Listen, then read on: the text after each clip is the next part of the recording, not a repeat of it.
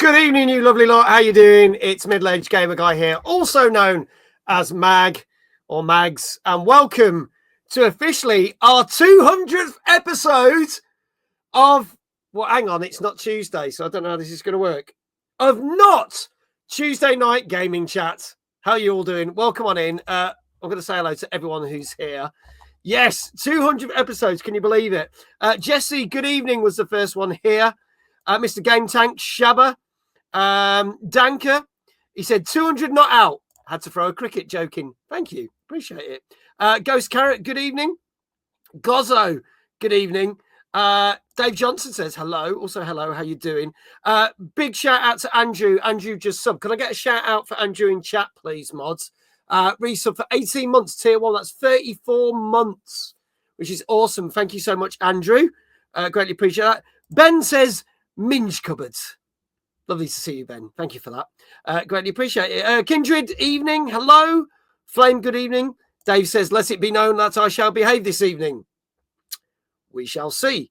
Blindy010, thank you so much for the follow. Good evening, folks. Good to see you. In 2 months, I go Rainbow Lightning. Yes, you do. Yes, no. Dave Johnson, thank you so much for the 6 months at tier 1. He says, I regret certain things. We are also very close to a hype train. Thank you to Dave. Can we get a shout out for Dave, please? Thank you. And Jenny, we've kicked off the hype train. Thank you for the 200 bits. Hello, Jenny. How are you?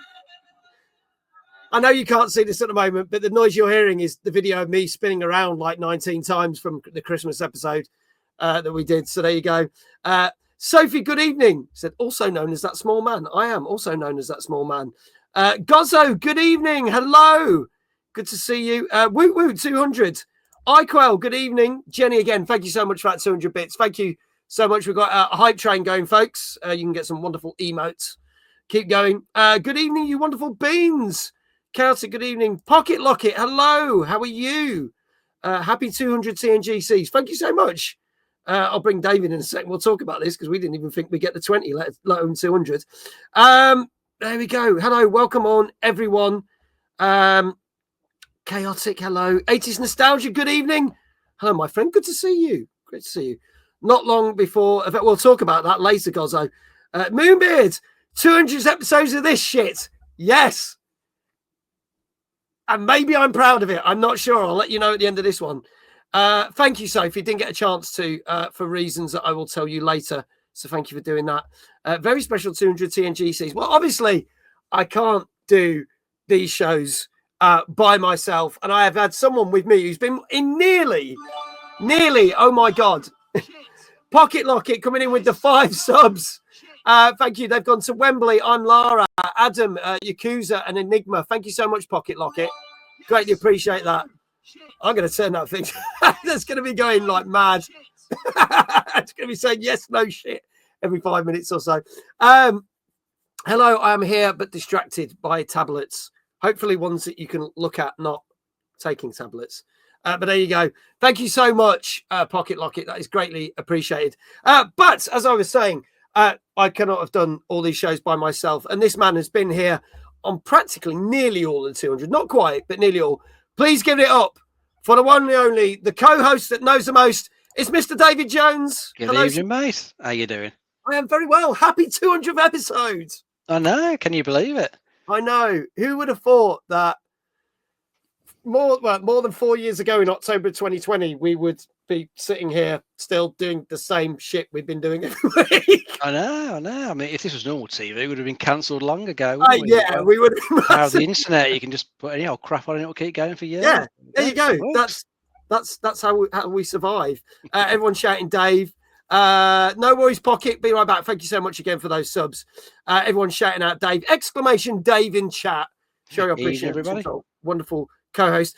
Before I ask Dave what he's doing, obviously I have to state by statutory rights that we are sponsored by the wonderful Domino Dreams, a game that you can play on your mobile phone. Download it. We've got challenges for the next 16 days or so. Play the game and try to get to chapter 25 every time you play the game. It helps support this channel and means that we can hopefully do more episodes after 200 because we can afford to do so. So thank you to our sponsors and blah, blah, blah. And that's pretty much the last time I'm going to mention that on tonight's show. If you want any more information, exclamation domino, like Danka has done right there. Dan says if it was real TV, I fear unaired pilot. I think that would be closer to the truth. So how have you been? Are you happy that we're back to a normal format? Because obviously the last two shows we were talking about all the games coming out in 2025. So this is our 200th show and our first proper show of 2025. Yeah, I mean, it'd be interesting to see how many of those 50 games do actually make this year. How many get pushed to next year or further? We shall see. I know. I think quite a few because we had 13 out of the 50 last year that didn't make it.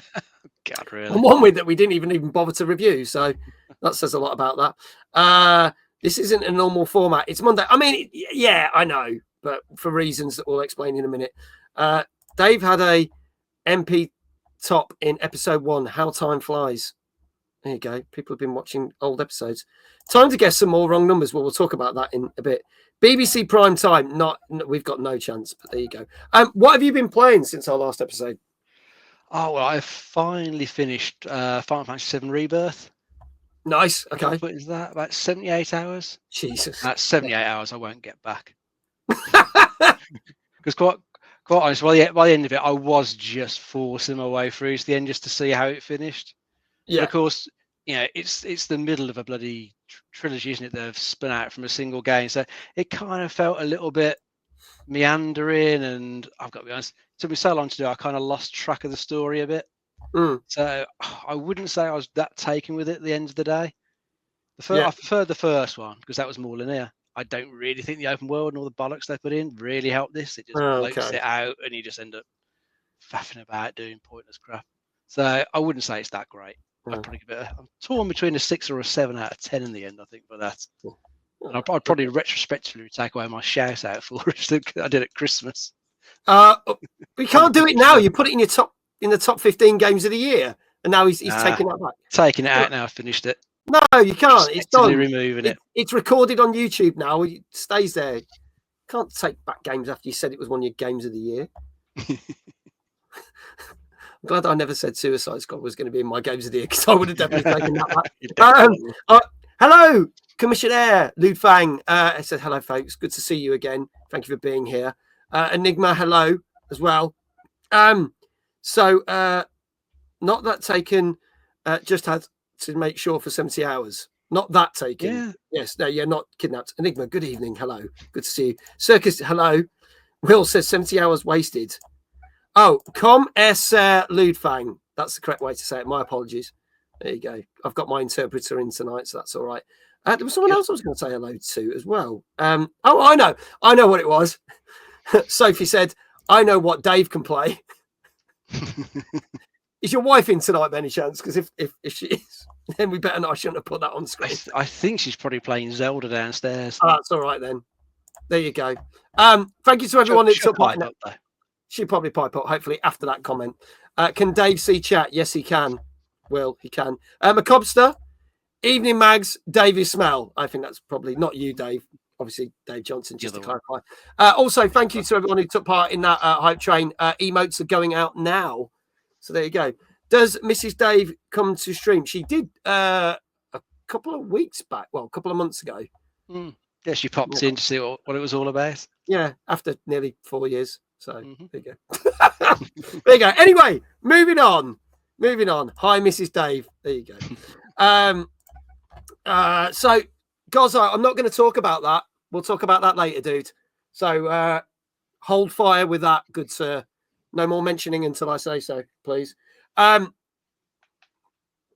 We should probably crack on and get our guest on. We've kept him waiting long enough. I think we should, mate. It's cool. Let's get rolling. Right. Well, this wonderful gentleman, I was watching his show last night. Thank you for the sub, actually, from our guest. That's perfect timing. Greatly appreciated. Thank you so much. They've been subscribed for 11 months. He said, boo. There you go. Our wonderful guest was watching his show last night, and it was bringing back some wonderful memories, especially because they were going through a gaming magazine with some of the best games on Spectrum and best games on Amstrad and other formats. I was like, God, I used to own these games, and how some of them were really, really good, and some are really infuriating. I know they went in great detail about the Great Escape, which I could never fathom out. There was bits of that game that I could do, but just the fact that I'd always get caught because I was never in the roll call. If you have no idea what we're on about, go watch the recap of Ashens' stream from last night on his channel. But this wonderful gentleman is a comedian, a Twitch streamer, fantastic YouTuber, movie star, because as we said, he has got a new film that he's working on. Last time he was on the show, so that's going to be happening later this year. And of course, was a wonderful guest at Timeless Gaming Convention last year. And he puts up with Dave, as he says there, for some reason. Please give it up for Stuart, also known as Ashens. Hello. Hello. Hello, hello, hello. How you doing, folks? Very well. How are you? You oh no, it's all gone quiet. Oh dear. Oh no, it's back. Oh, that was weird. That was weird. Oh dear. Technical. Oh. So the bit you missed was, how are you? I'm all right, apart from the fact it went weirdly quiet for a second. Okay. But other than that, all good. All good. Okay. Enigma says a reason we have yet to fathom that you put up with Dave. Do you put up with Dave? For some reason, yes, but only on alternate days. Okay. Is today one of those days? Hang on. Monday, Tuesday. Yes. Yeah. Okay, that's good. Yeah. We're all good. I'm glad we decided to do this. Why is that YouTube link not working as a link? I don't know, Sophie. That will figure that one out. For works for me. Yeah, it does work for. Yeah, maybe it's just because you posted it, Safe, but it's appeared now. Him. I recognise him from the Tim Ellis convention. Yes, what a great convention! I can't believe I met Tim. It was amazing. He was a lovely bloke, wasn't he? He was better than wasn't he? So better than that timeless tat that you also spoke about. There you go. If you're not following Ashens' channel, and my God, why aren't you? The link is in chat right now. Thank you, Will. Greatly appreciated. And all his other links. You can follow him on Twitch, YouTube. He's B-Sky B app profile. So if you want to basically hack into his Sky and see what he's watching, go. Nobody has Sky anymore, surely. My God. No.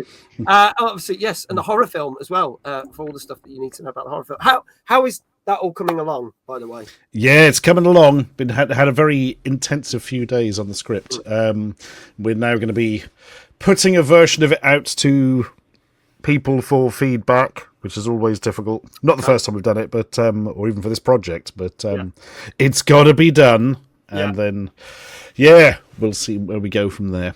The answer will be we'll make a film later this year. I mean, that's how that works.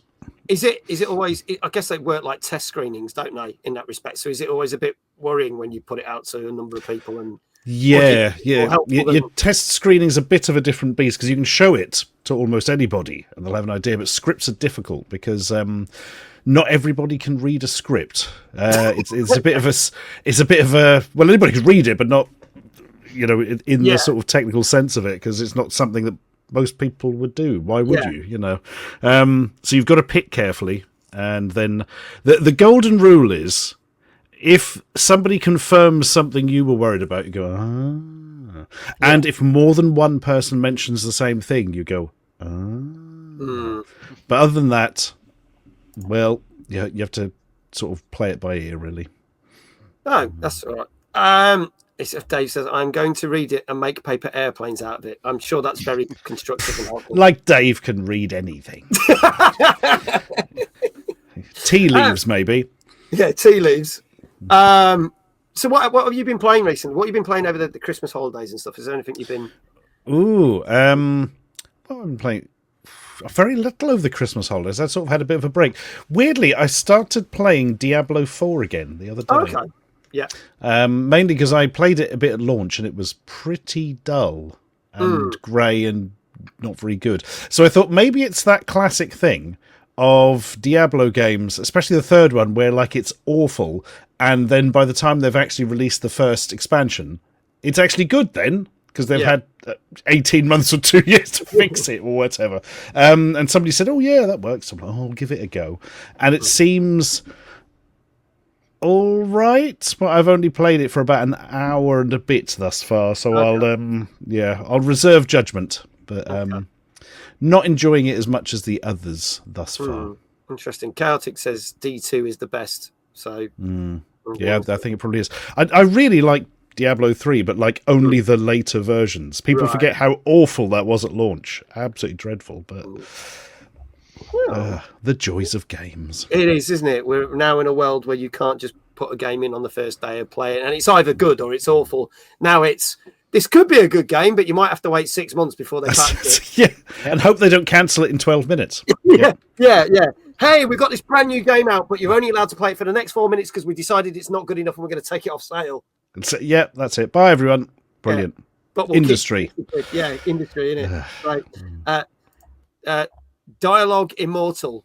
I think that's supposed to say Diablo. Diablo Immortal, a mobile game. I didn't mind that. People criticise that. I thought that was all right, but a lot of people hate it. There you go. I'm not. Supernova. Good evening. How are you? Great to see so many people in chat. So, for those who have not seen the show, we are going to basically be cracking through 8 games that have come out over the last 2 weeks or so, because obviously the last couple of shows we haven't done normal shows. And we're going to be talking about some latest gaming news. Obviously, the big news that came out this week, obviously all about the brand new Nintendo Switch 2. So we'll be talking about that, amongst other things. But we shall crack on with the show as I hit that up on there. Feel free to put comments in the chat. There's nobody in chat. Maybe you're seeing things again. I told you to get my eyes checked. Thanks, Sophie. Red Dead Online could have been great, but GTA Online makes the big bucks, so they killed off Red Dead Online. True story. I think we talked about that in last week's show, actually, funnily enough. Will says, shush, Dave. Jenny said, ooh, exciting. So there, the excitement is amounting, clearly. As you can tell, I'm really excited about kicking off this 200 show. Anyway, so let's do our first game. This came out on PC on Wednesday, the 8th of January. Can you believe it? And we're already more than halfway through the month, which is scary. Let's have a look at this. This is called Builders of Egypt. We're going to play the trailer, and then Dave will tell us a little bit more about this information. And then we are going to get Stuart's opinion, as well as you lot can get a shout out in the chat for guessing what the review scores, but we'll tell you how we do that a little bit later on. But here is the trailer for Builders of Egypt.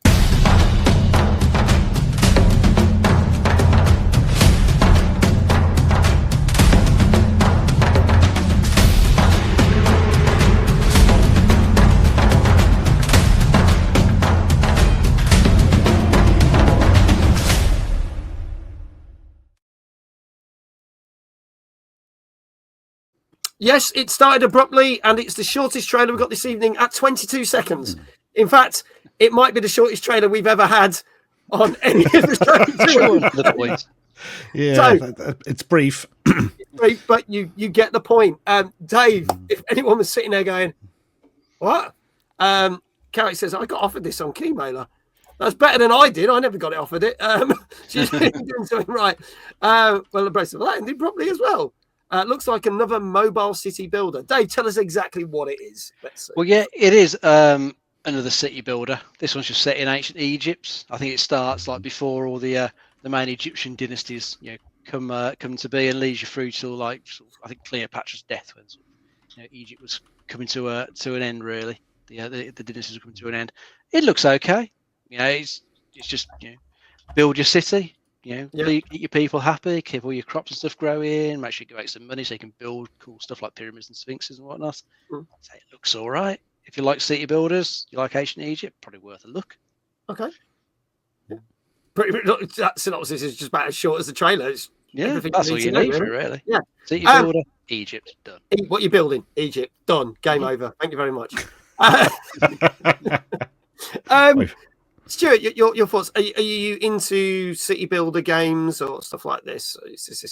Not particularly. No, it kind of looks like Age of Empires with the fun bits missing. I'm not so. Yeah, it looks pretty graphics wise, but just building an Egypt. We've already got a real Egypt. I need to build another one virtually. Yeah, I mean, you can sit in Pizza Hut and look at the pyramids now. Why would you want anything else? That's the dream, isn't it? Isn't wonderful how the world has come on. Anyway, but there you go. The trailer might be short, but not as short as Mag. Thank you, Sophie, for reminding me. Mods. We've got SimCity at home. I can imagine.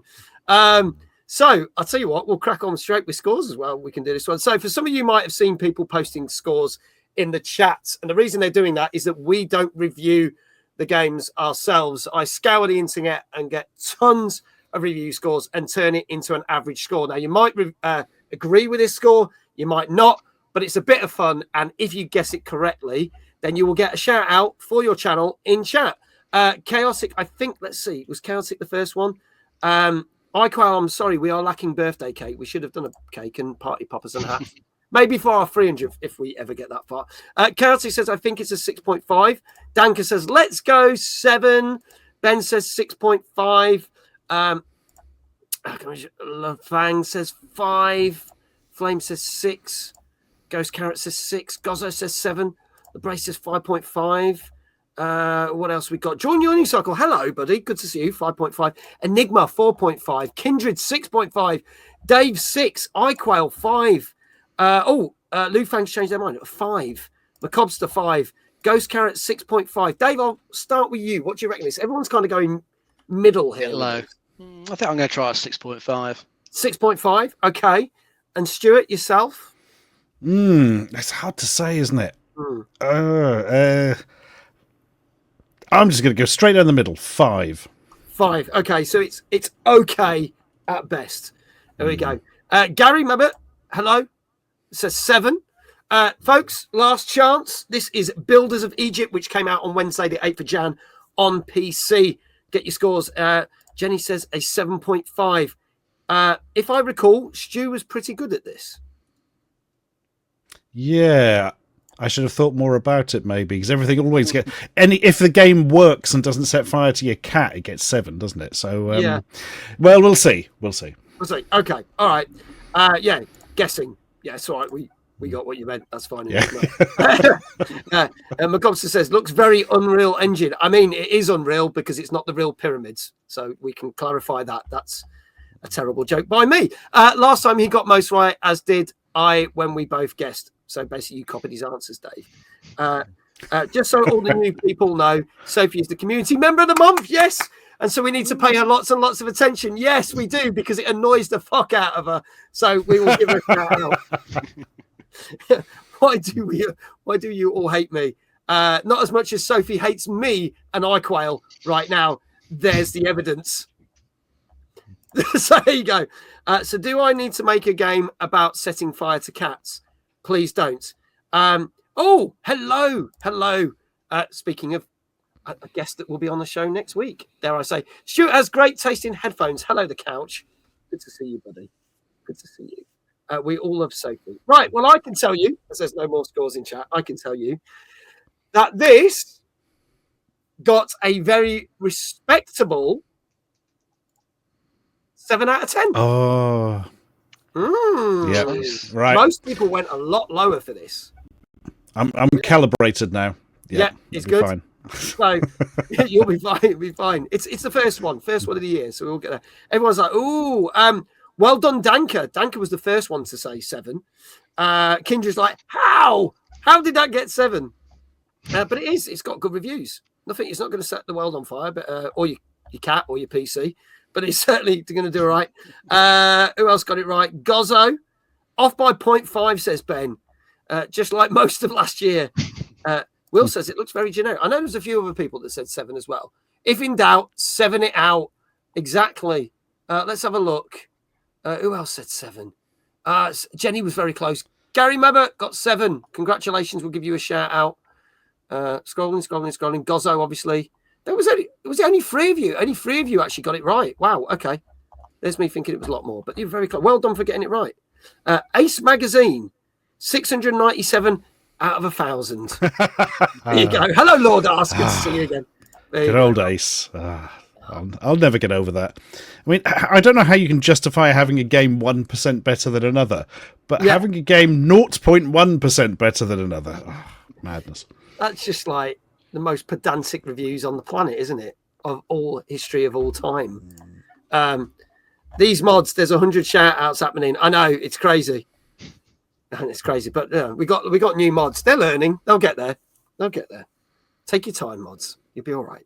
Let's move on to our second game of this evening. We jump forward a couple of days to Friday the 10th of January. But this is out on PS4, PS5, Switch and PC. And this is the first of a couple of remasters or remakes tonight that we've got. And this is Freedom Wars Remastered. And I can tell you that this trailer is exactly 2 minutes and 10 seconds longer than the first trailer. So there's something interesting you may not know. You are a sinner.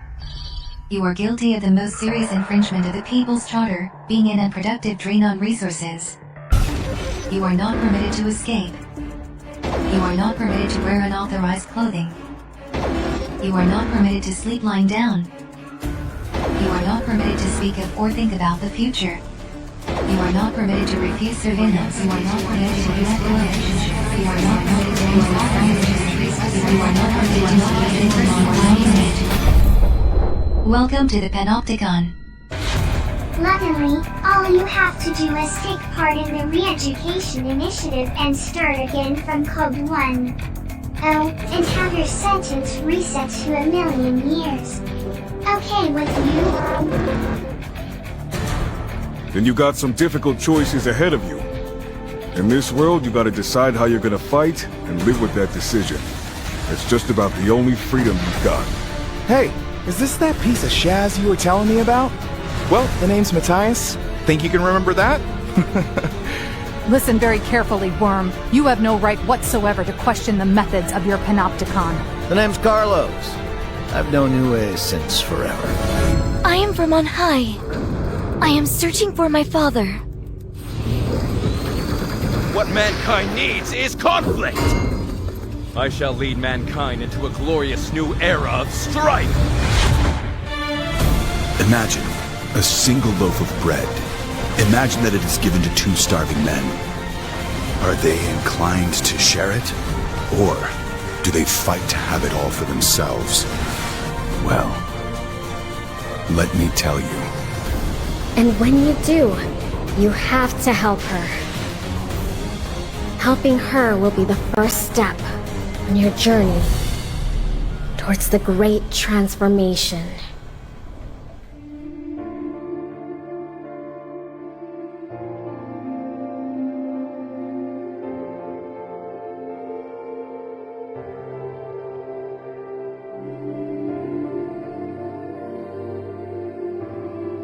And I think you might really be able to do it, you know? You can bring about the great transformation. See you again soon, okay? Bye for now.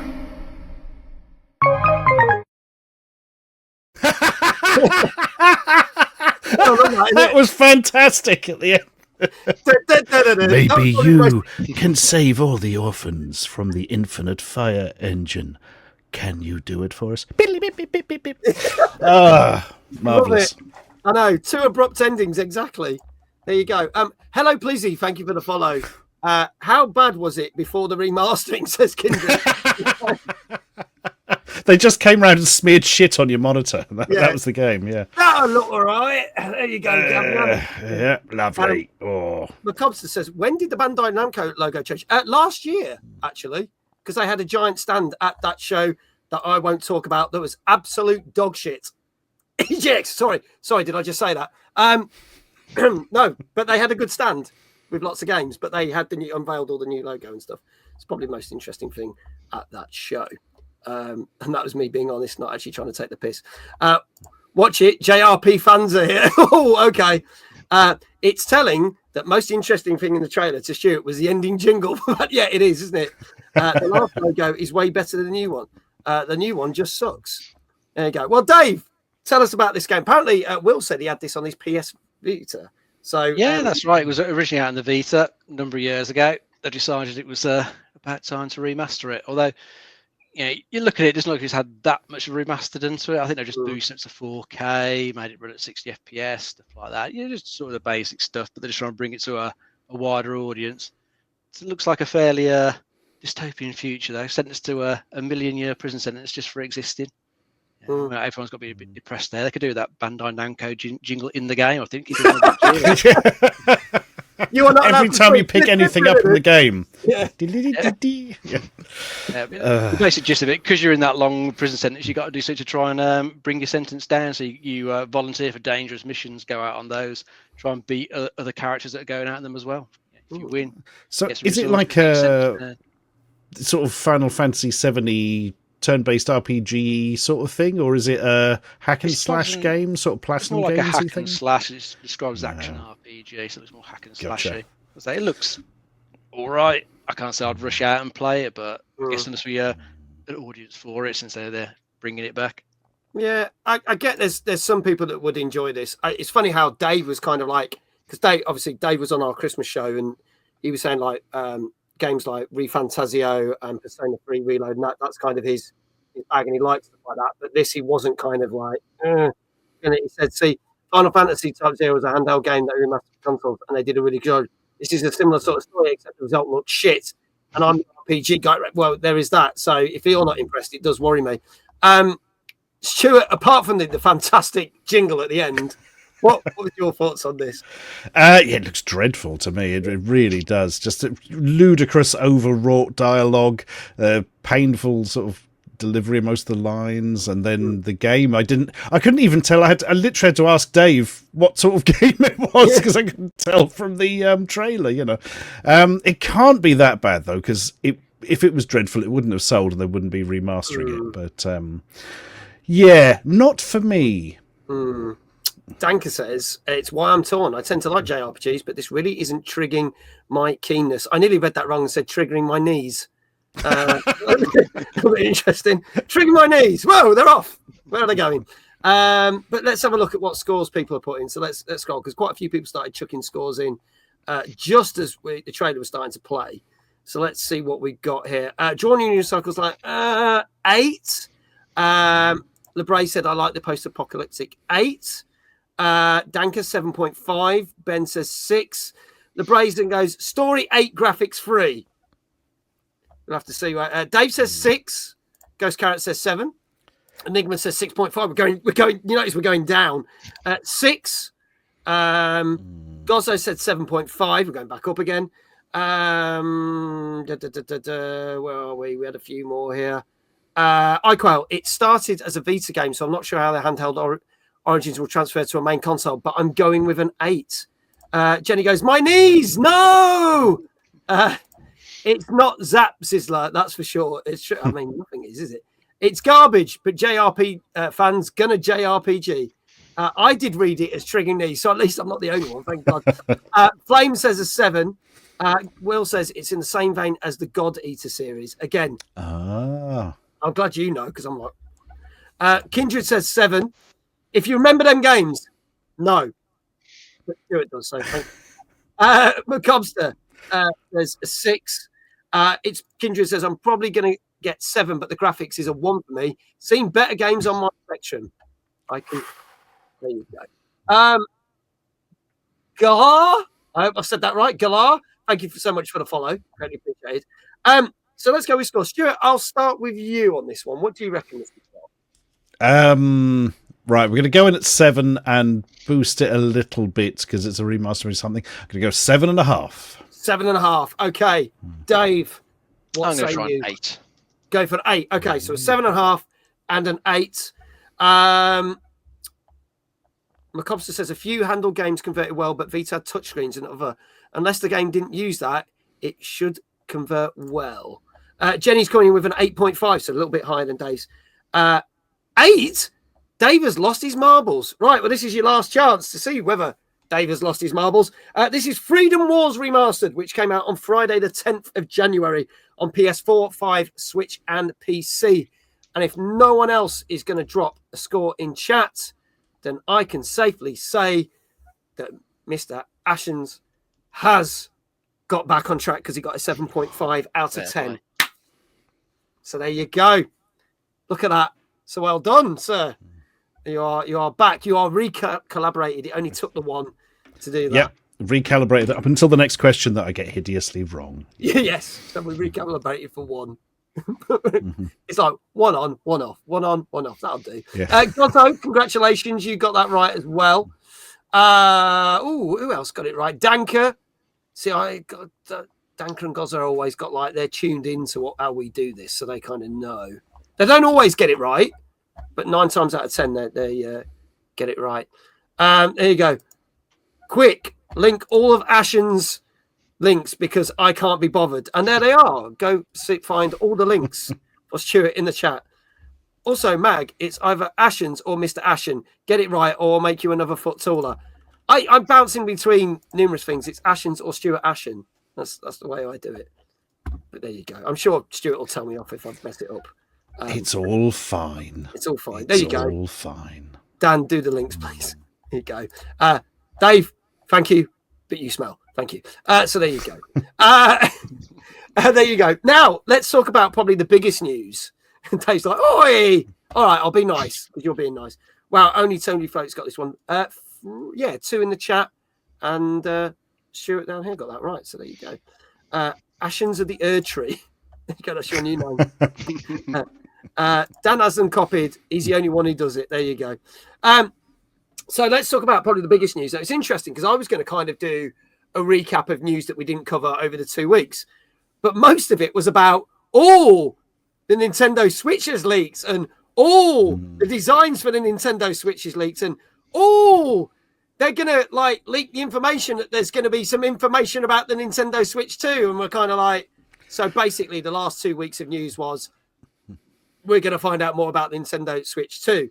And funnily enough, it happened. So I think it was it the 16th, the trailer actually hit, but on the 14th of January last week, there was more rumors that it was going to happen, that this trailer was going to appear. It was going to be more of a technical trailer rather than a game trailer. And things were going to progress and we'd find out some more. So yes, an announcement for an announcement. Exactly that. They only put a trailer out because of the leaks. Well, I think that's what happened. They panicked. I'll wait for the Switch 3, I think. So we are going to show said trailer, but without any sound. We're going to give our thoughts on this. So I'm going to put this up on the screen. So you can all see it. So if you haven't seen it, we did show this last week. But here it is in all its glory.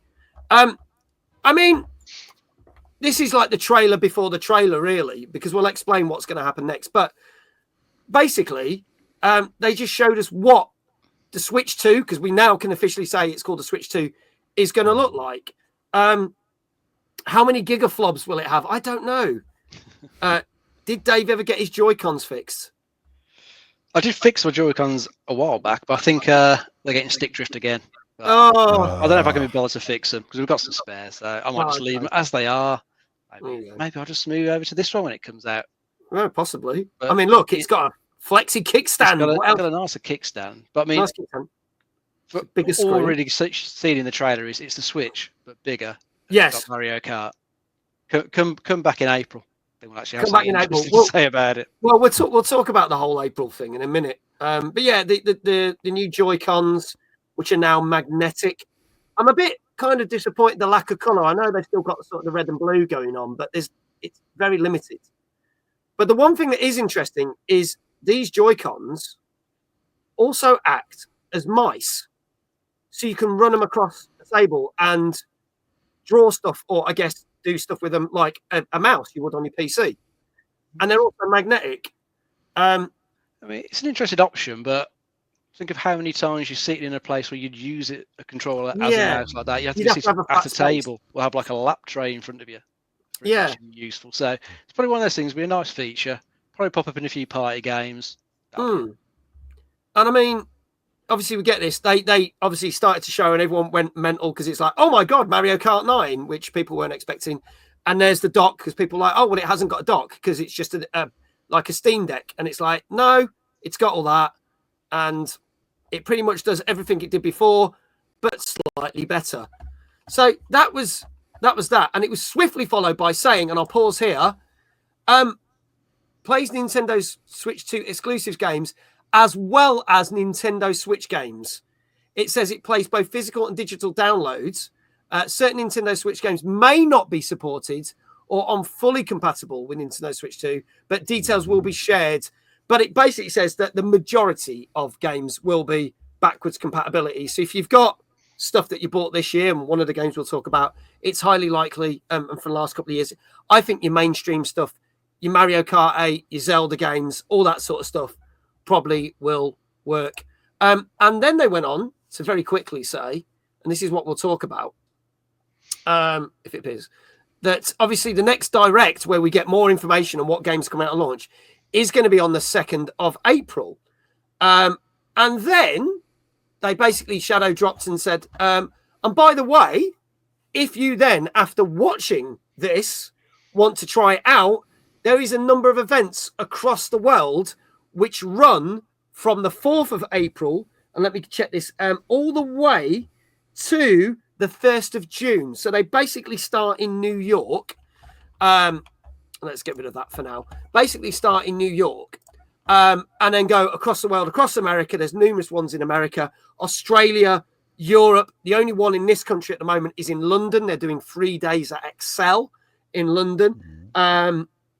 And that went live on Friday. And then I think they finish in Seoul in South Korea on the 1st of June.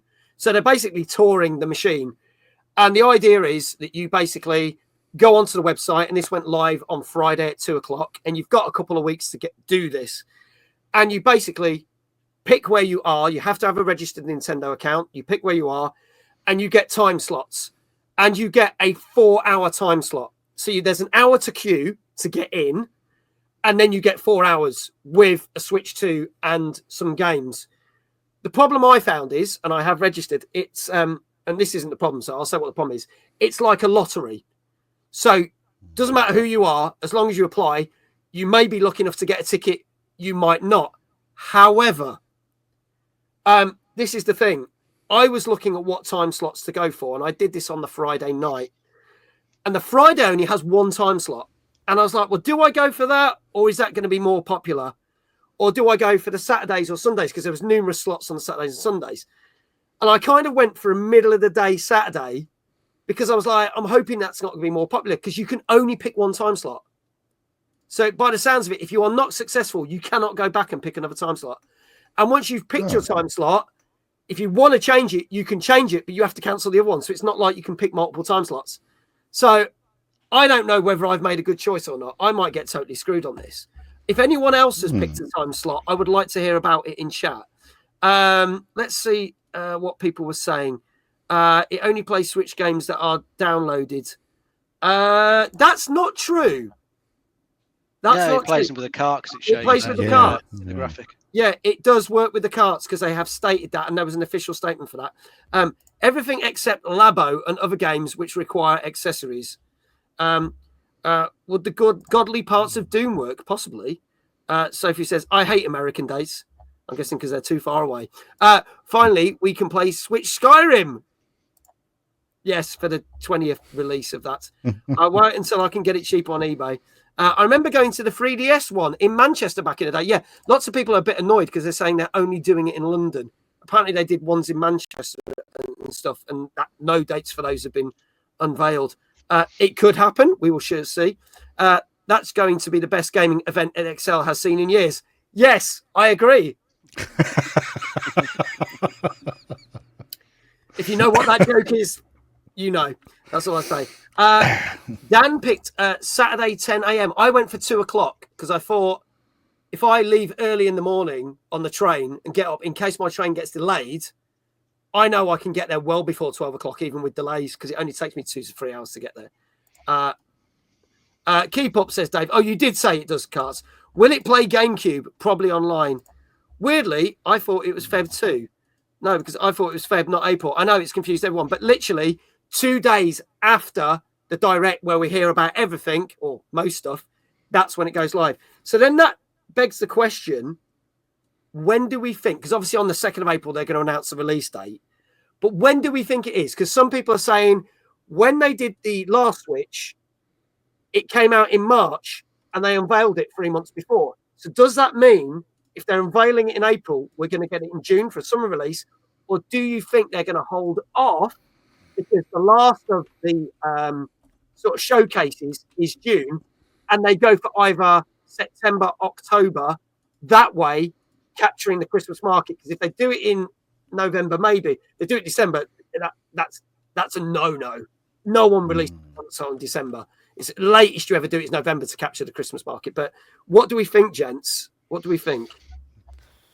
I hope it happens fairly soon, because the battery in my right Joy-Con is breaking, and then I won't have to replace it. I can just buy a new machine. But yeah, I mean, as you say, they'd be mad to do it too close to Christmas. But other than that, who bloody knows? You know. Yeah. Carrot says my money's October. Dan's being really precise. October the 3rd. Nintendo sucks when it comes to hardware releases. They love to drip feed it to build FOMO. Scalpels will have a field day. Well, this is the thing. We'll have to see how well.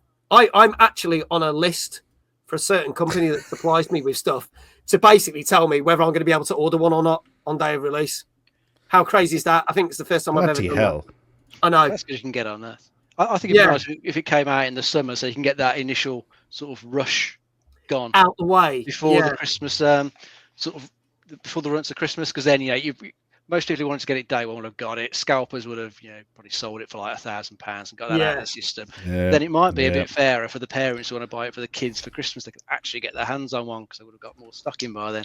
Yeah. But we'll have to wait and see. Because, as you say, releasing it close to Christmas probably gives it a bit more hype. It'll just make it harder to get a hold of. So I wonder if they'll do what you say, because then the chances of me getting one will probably be closer to Christmas if I'm lucky, if I even bother to try. Ems, hello. I know you were here earlier. Sorry, I never said hello. She said I would guess October too. So the interesting thing is, what Nintendo have stated is, well, they have and they haven't, because there's certain things that they have confirmed, there's certain things. The fact that they're going to state that the price of Nintendo Switch will not drop anytime soon, which I thought was interesting. So people who might go, oh, the new console's out, I can now get a Switch cheap. They haven't stated that yet. Now, whether they do that with Black Friday sales or whatever, it might be. We'll see. The most interesting thing that happened, because obviously we had the big CES show, and Genki were there. And again, with all the leaks, Genki were like, hey, we've made some products for the Switch 2 because we've seen the designs and we've seen this, so we're unveiling this. And people were like, how the hell have you done that? How have you seen that? And it was interesting because halfway through the CES show, Nintendo lawyers turned up and basically had a few words with them. But Genki were like, well, we've signed no NDA and we've not signed any papers, so we can actually do this. And for the first time in a long time, Nintendo's lawyers went with their tails between their legs because they had every right to do that. But it does make me wonder that Nintendo might not look favorably on Genki in the future. That might harm them. They're on the Gozzo was saying games that might be unveiled. Obviously, Mario Kart 9, a new Zelda, a new Donkey Kong, and a new Smash Bros. Personally, I would like to actually see a proper F-Zero game and a Pilot Wings game. Just for me. That's what new Pilot Wings. Yeah, F-Zero. Yeah. So, Dave, or Stuart, you'll go with Stuart. Just say, so something I'm not fully understanding then. So what is different about the Switch 2 to the Switch 1? It's going to be more powerful and it's got magnets? Yeah, so it's magnets with the things on the side and with the thing that you can plug in to make it look like a Joy-Con. So there's that. But then there's also the fact that it's a bigger screen, it's a bigger controller, you've got this mouse function. Apparently, it's the power equivalent of a PS4. Okay. So it can't do what the next gen is doing, but it can do what the old gen is doing. And to be fair, that's quite good, because if you think how far back a Switch is compared to a PS4 and Xbox One. But there you go. Danke says, I don't think it will be called 9, as it seems unlucky in some Asian territories. So it might be called something else, like Super Mario Kart Ultra Deluxe Super Zero Smash. Just do a Microsoft to go straight to 10. That's the answer. Yes. Yeah. Or Goat Simulator, but they jump from 1 to 3. It works. But there you go. Technically, they haven't confirmed anything about specs. No, but stuff has been leaked. And seeing as that all the leaks that have come out have been correct so far, as he said, but we know, there you go. Yeah, about time they blow the dust of F-Zero around the 99 game. What do you reckon, Dave, games-wise? And then we'll crack on, because we've spent a lot of time on the old switcheroo.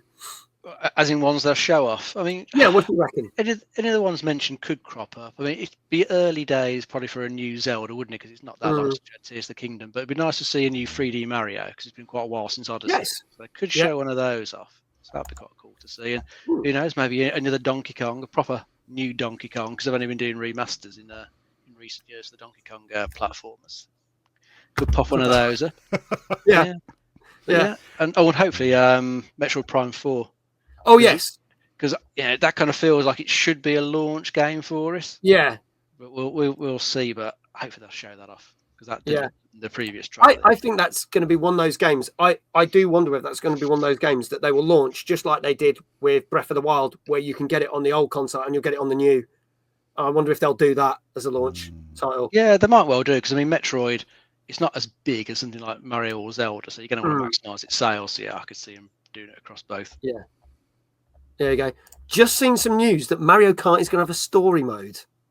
Interesting. That'd be intriguing. Or a new Star Fox or Mega Man, maybe. Or Pilot Wings. Star Fox would be cool. Yeah. We know there's a new Pokemon coming because we talked about it on our show 2 weeks ago. So we know that's happening. But there you go. Best F-Zero games are the ones made by Sega. Controversial. Sorry, my cat's an asshat, says it's fine. It's fine. They might port Mario Kart 8 Deluxe on Switch 2 on launch. Maybe. They might just... They won't need to. You just put the cartridge in, off you go. Yeah, just put them away you go. We know how cross-gen has worked on the Xbox and PlayStation. Hardly any generation-defining games. Well, we'll have to see, won't we? So, we will find out more if it doesn't get leaked, which it probably will, on the 2nd of April. And for anyone who does get a ticket for the thing, if you have applied, good luck. I hope you do it. If I get one, I'll be honoured and I'll go along. And I'm probably not going to be allowed to film jack shit, but I could probably film, hey, look, it's me standing outside the Excel Centre for the 1700th time. But yeah, let's see what happens. And if anyone is lucky enough, good luck. So I'll keep my fingers crossed for all of you. Let's crack on. Let's move on to more games. This has come out in early access. This is out on PC as of Wednesday the 15th. This is called Aloft. Let's have a look at the trailer for this.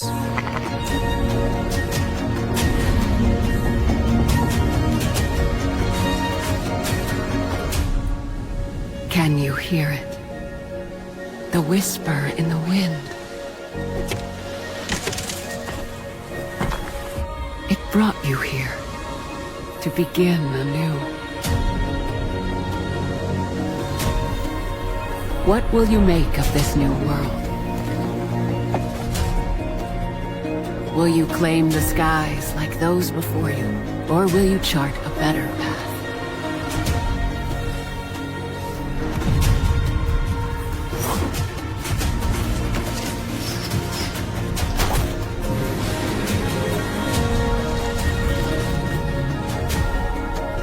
Even in this shattered world, a home can be made.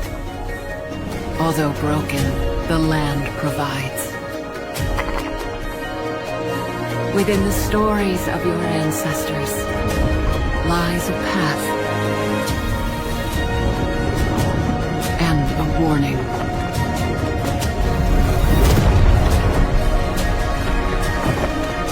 You are not the first to seek answers.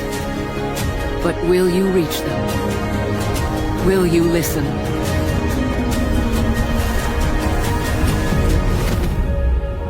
Can you hear it? The wind remembers.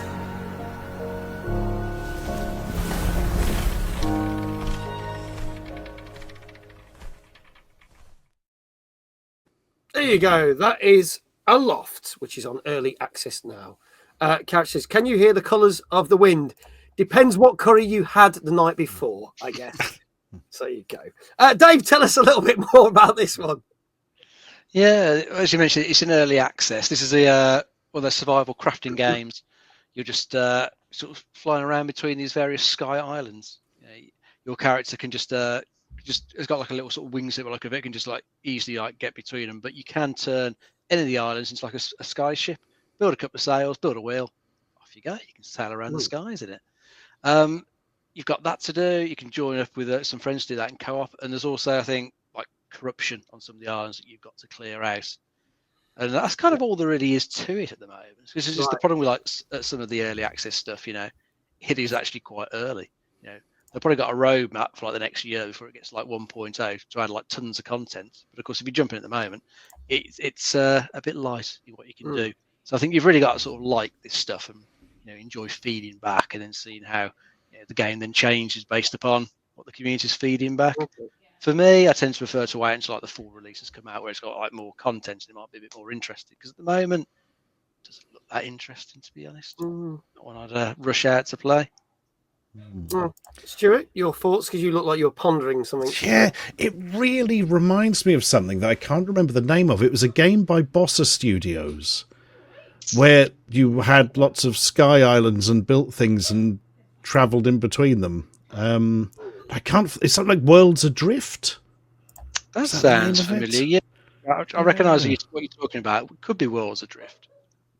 Something like that. I think it didn't last that long as a thing, but yeah, it really reminds me of sort of an update of that. But I've got to say about this, you're sort of looking at it and going, "Oh, it looks nice." All the flying about, the things going on. Lost Skies. That might have been it, Big Jesse.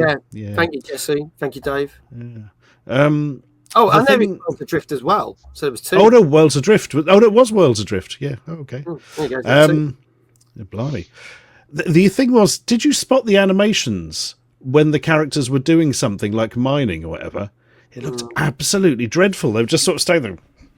Yeah. In sort of really, we've just knocked this thing together in Unity before class kind of look. I appreciate it's early access, but bloody hell, sort that out.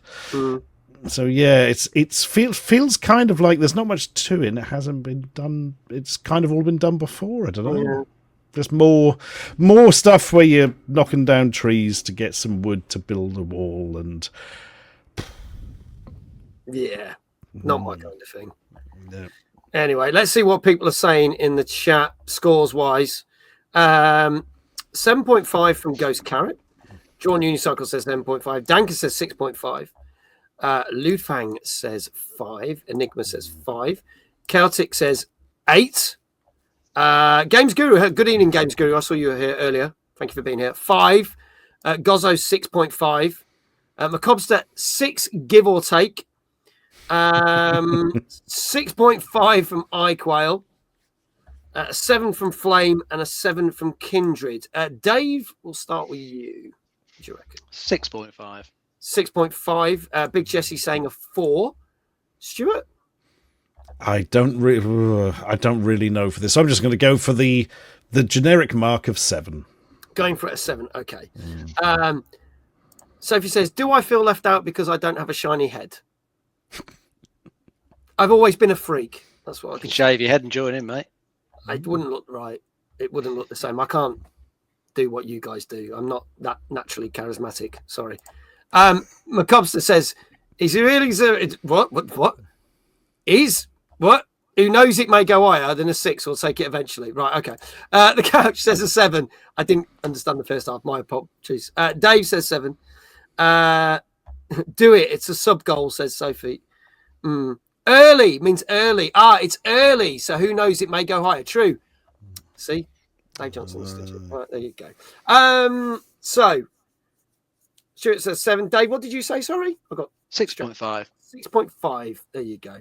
There we go. Early, says everyone in chat. I give up. There you go. Okay, well, I can tell you that this, for early access, did get a perfectly okay 6 out of 10. So, nothing amazing. Don't worry, Macobster. It's absolutely fine. Don't worry. I was just like, what? 6 out of 10. Ooh! Jenny snuck in there with a 6 after I announced it. I will leave that down to the mods, but I think that was a bit too late. Personally, if I'm going to be a bit of an arse that I normally am. Did anyone actually say 6? Lots of people were close. Macobster said 6, didn't he? Macobster said 6. I think Macobster's the only one that got it right. All right, there you go. The mods have given it. Wembley, hello.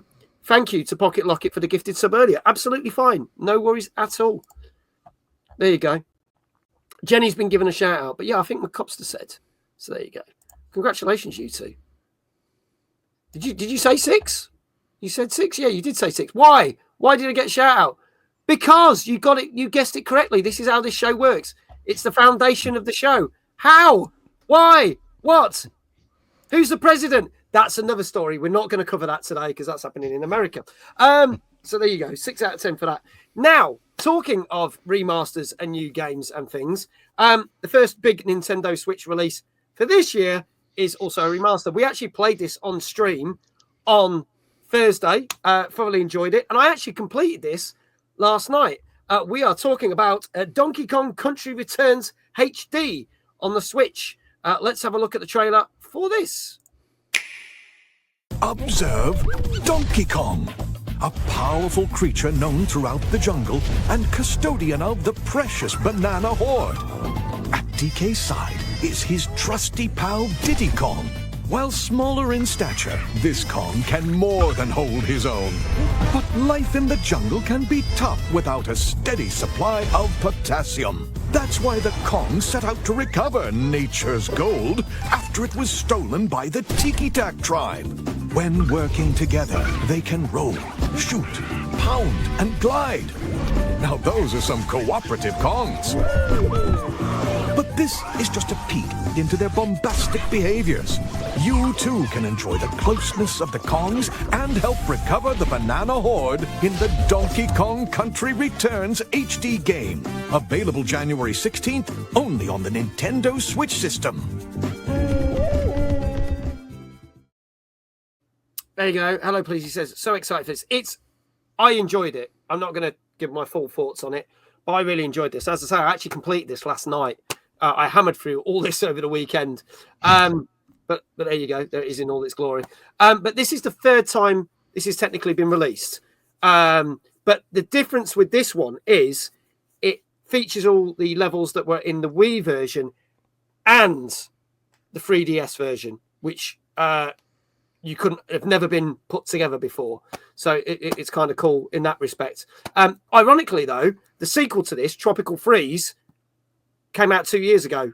And I think that was like a remaster or something, wasn't it? It was a port over, if I've got that correct. So it's weird how this has come out after its sequel. But there you go. So apparently it's a remake of the remake of the remake of the original. Correct. Dave, tell us a little bit more about this one. Yeah, as you say, it's the third time they've brought this one out. So it was back out on the Wii back in, I think, 2010 and the 3DS 2013. And Nintendo have been trawling through the back catalogue for more stuff to remaster. And thought, yeah, why not? I haven't done this one yet. Bring it to the Switch where we've got the bigger audience. Hopefully more people will buy it. I think this one's...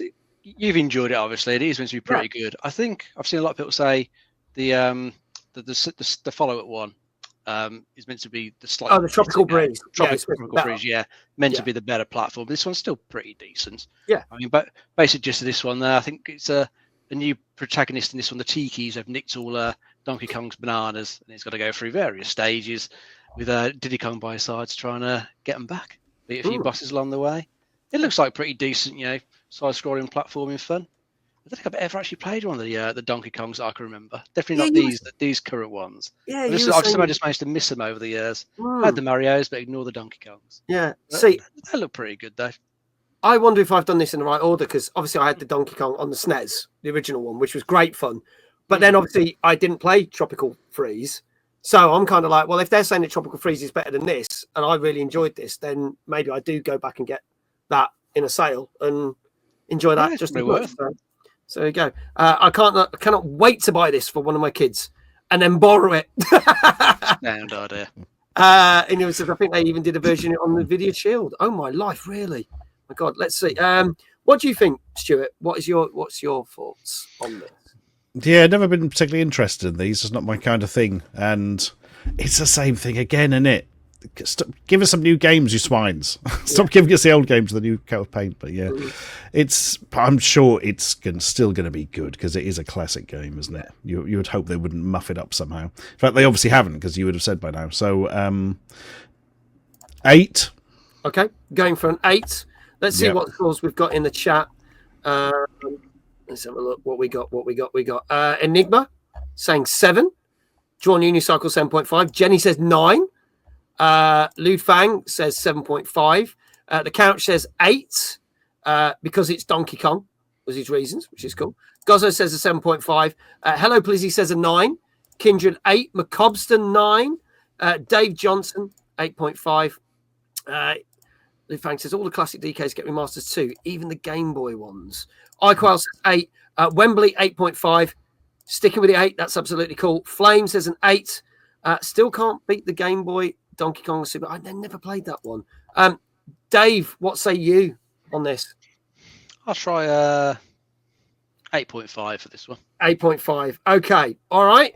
Last chance, folks. This is Donkey Kong Country Returns HD, which came out last Thursday on Nintendo Switch. And if there are no... Oh, Chaotic coming in there with an 8.5. I could tell you if there are no more scores. Interestingly, this started with a lower score. And as the weekend's gone on, the score's raised up a little bit. Mm-hmm. And it's actually done better. And it got, on average, an 8 out of 10. If nothing had changed, it would have been sitting at a 7.5. But yeah, 8 out of 10 as of this afternoon when I wrote the show. So there you go. Way. There you go. Someone buy him a copy of Game Boy Donkey Kong. I know, but I can't play it because I haven't got a Game Boy. That'll be another shocker now. Costa's like, what? No! Sent him Mr. Friend. I haven't got a Game Boy. Never had a Game Boy. Never had one. Yeah. Never had one. I had one back in the day. Sold I never had a Game Boy. I know. Sold it. I bet you regret selling it. No. We need to get you a Game Boy, look, with a modern screen in it and some sort of EverDrive, and lock you in a shipping container for a month, and you'll have a great time. That'd be fine. I might actually get some peace and quiet for once. So that'd be fine. That'd be fantastic. But well done to everyone. That's Jenny says, right, we all have to pitch in. Oh, bless you. There you go. Guess what I'm getting for next Christmas, everybody? Game Boy for Maggie. There you go. I have never lived. That's probably true. I probably never have. I'm 45 and things are just going downhill. But I get locked in there with him with a crate of whiskey. We'll see. Game Boy for Maggie. There you go. We'll see. Congratulations to everyone who got it right. Well done. Let's talk about some more gaming news. So again, leaks. More people. And we're not talking about the ones that you can make soup with. So on Thursday at 6 o'clock UK time, we have got a developer direct for Xbox. We know pretty much there's going to be 4 games announced, which we hope to have details of. They did this last year with 5 games. We know they don't tell you what the games are, but they give you a snapshot of who the studio is and a picture of it, except for one of them. Now, we know one of them is the new Doom game. One of them, I think, is the Clara Obscura Expedition 33, if I've got that right. And the other one is South of Midnight, all games that are coming to Xbox on day one. But there were rumours. Oh, it's the Echo the Dolphin time. I'm not going into that. So there was rumours that it could have been Echo the Dolphin. But here's why the other rumours came in. People were saying that it was going to be the Elder Scrolls Oblivion remake, because everyone knows that that's supposed to be happening. There was kind of a thing in 2022 that it's being made, it's being done, and they were expecting it to actually happen. However, details have come out about the Oblivion remake, and they have been leaked, and they have stated it's going to be made in Unreal Engine 5, and it's not going to be a remaster, it's going to be a remake. Okay, they're doing updates to stamina, blocking, archery, sneaking, and the actual overall display is going to get an overhaul. However, it was stated, and Microsoft did state this officially, Oblivion is not the mystery game in the showcase on Thursday. What they have stated is that it is a legendary Japanese IP that everyone should be very happy about. Now, I'm not big into my Japanese games. And when they unveiled the one last year that was a secret, which I think was one of the Mana games, I was just like, oh, big whoop, I don't care about that. So apparently, a legendary Japanese IP that's got a new game coming now. Dave said it could be Devil May Cry, so it might not be an RPG, but it will definitely not be the Oblivion remake. Are we excited or are we not? I'm looking forward to be fair, the other 3 games I'm looking forward to anyway. So I actually think this is a better showcase than last year, even though last year had Avowed, which ironically got delayed and isn't out until next one. Indiana Jones, which, as you know, I then slagged off at the time saying this looks ropey as hell, and then ended up being in my top 5 games of the year because it was actually bloody brilliant. But what do we reckon? Does this look a better showcase? And what do we think this game might be? I think it's got some interesting sounding games in there. I mean, honestly, more of Doom, more of South and Midnight. I mean, depending on what that mystery game is, I mean, if it's something like a Japanese JRPG, then not massively interested in that. Echo the Dolphin would be quite cool to see. So yeah, I'm hoping that the Doom bit is at least pretty good, because that does look cool from the trailer we've seen. Yeah. Will says, did you hear that Halo and Gears might be coming to PlayStation? Yeah, so that was something else that was Microsoft stated.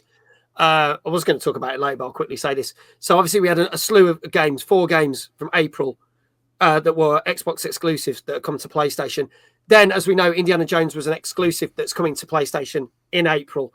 But they've said that Gears of War Ultimate Edition and Halo, was it the Legendary Collection or Definitive Master Chief Collection? Master Chief Collection, thank you, will be coming to PlayStation. So nothing new, but stuff that's been on Xbox for a long time. Legacy of Kain. Well, it makes me wonder because they did all those remasters before Christmas. We need a new Outrun, damn it.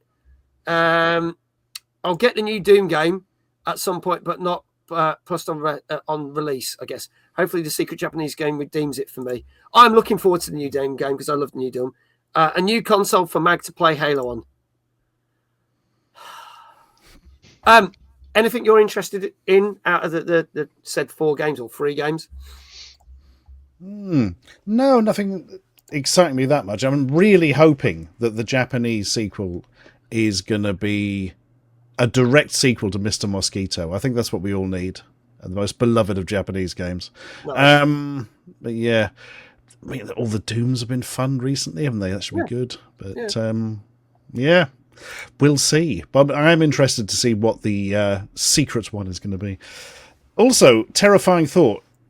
Remake of Oblivion. Is Oblivion 20 years old or nearly 20 years old? I think so. I didn't. Something like that, isn't it? It was out early days on the 360. So it could. Yeah. And if you remember, we've got that game to blame for DLC. Yes, the horse armor. For the horse armor, yeah. Yes. Yeah, bloody hell. After all their promises of, oh yes, it'll be substantial stuff, we won't just be nickel and diming you for nothing. Very first DLC, horse armor, which is purely cosmetic. There you go. John, you're also 20 years this year, I believe. Beautiful. Oh, God. Let's see how they can shill us again then. Upgraded horse armor.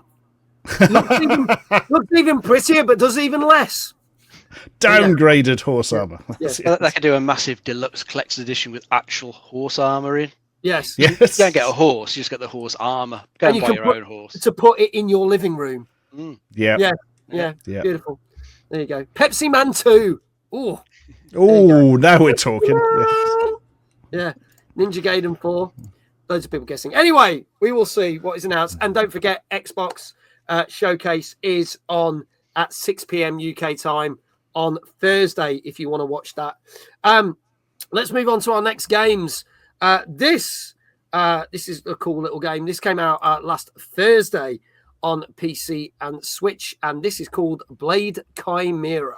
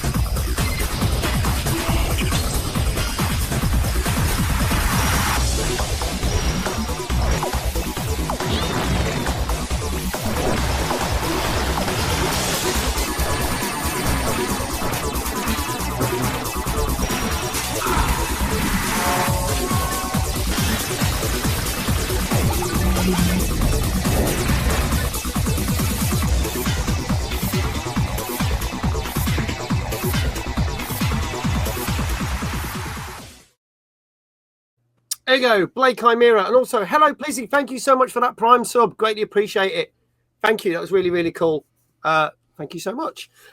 Yeah, cool. So, indie game time, folks. And I'm guessing our resident indie game expert, who I know is in chat right now, wonder whether they've had a hands-on this or not. But I like the look of this. This is, again, my kind of vibe. This looks pretty cool. Tell us a little bit more, please, Dave. Yeah, this one does look pretty nice. I think the sort of pixel art graphics really make it look cool.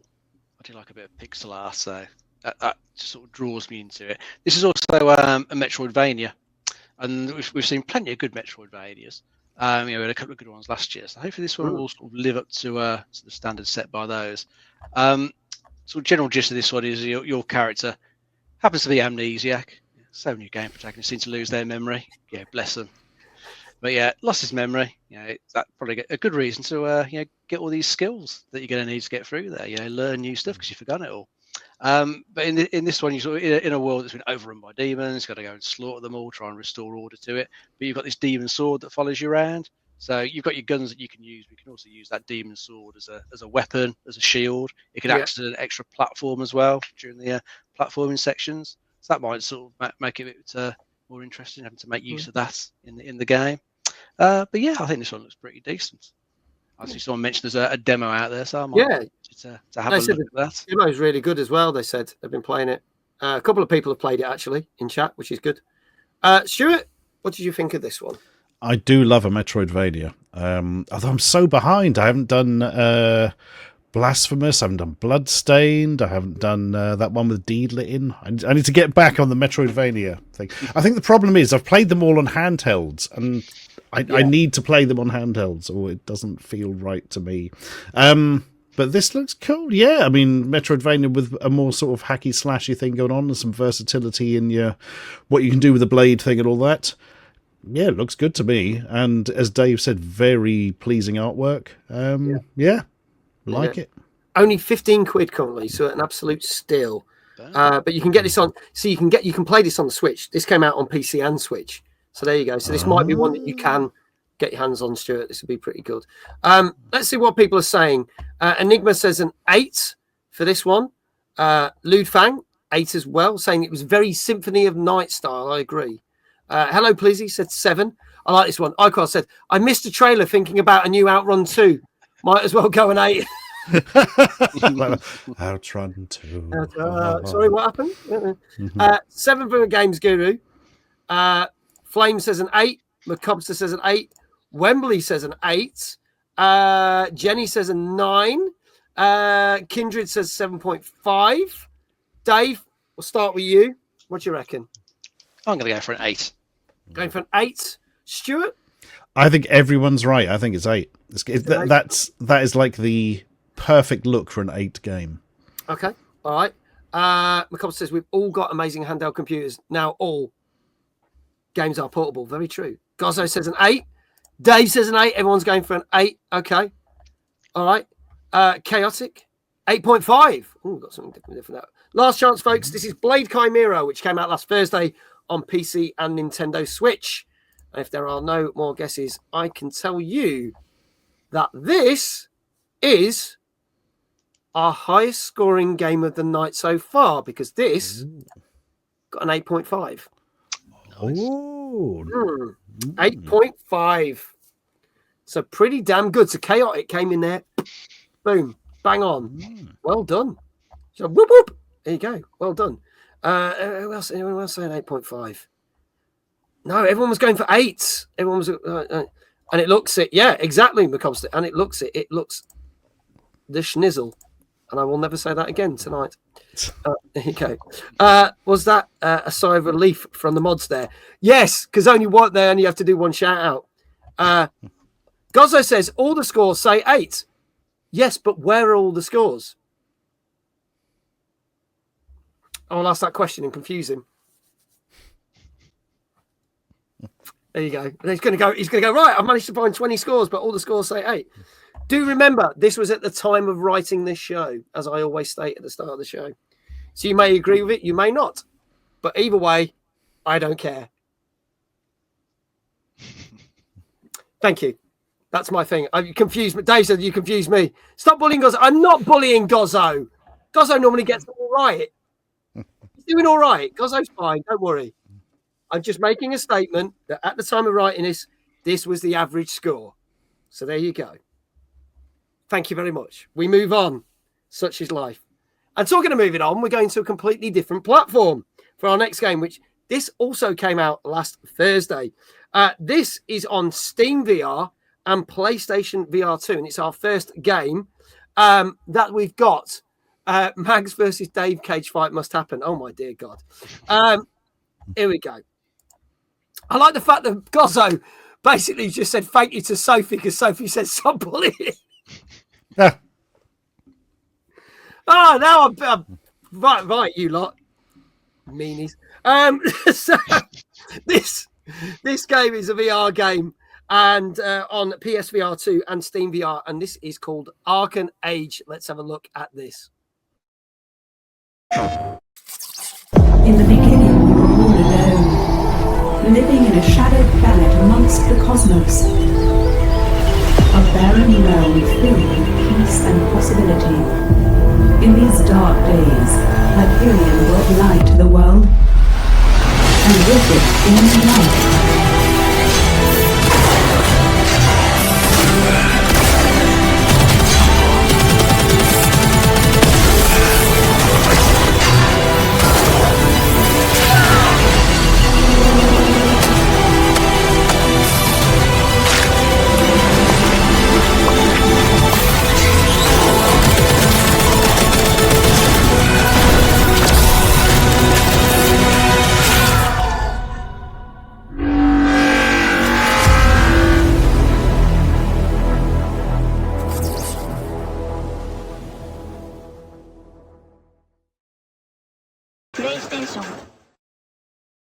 There's that PlayStation noise, as Dan pointed out in the chat.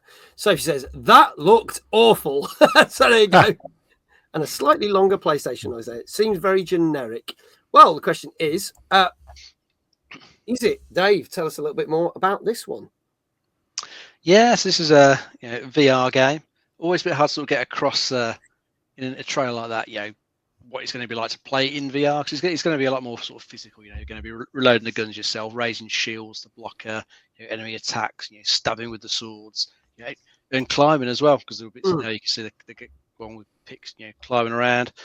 So all that sort of stuff you never really get across in those trailers at all. So I think it looks like it's sort of going to be pretty good fun to play, because it will get you doing a lot of stuff. Looks like I wouldn't say that interesting world. It looks like the sort of world that will get quite sort of samey, very sort of bio-jungly type affair in the trailer. So I think it's a sort of world that's going to look fairly samey, but as long as its combat sort of stands out and is good all the way through, that will probably help you sort of push forward and get through it. But as it's VR, and I've played other similar games, this one to me looks like it could be pretty good fun. I thought it actually looks all right. There's a lot of hate in the chat for this for some reason, but I thought it looks all right. But then I don't really play VR games, so what do I know? Stuart, your thoughts on this one? Yeah, I think for a VR game, it looks like it would be an awful lot of fun. There's a good bit of variety to it. Slightly worried about the bizarre bit where it looked like they were picking fruit and then cooking them. I don't really think we need that in VR, is it? Food preparation, we have to do that in real life. But the rest of it, yeah. As Dave says, it's always difficult to get the sort of VR thing across. They always end up looking a bit sort of clunky and odd and not as pretty as other games for obvious reasons. I think that would be, it looks like it would be super fun from my understanding of VR games. Yeah, VR just needs to be more accessible.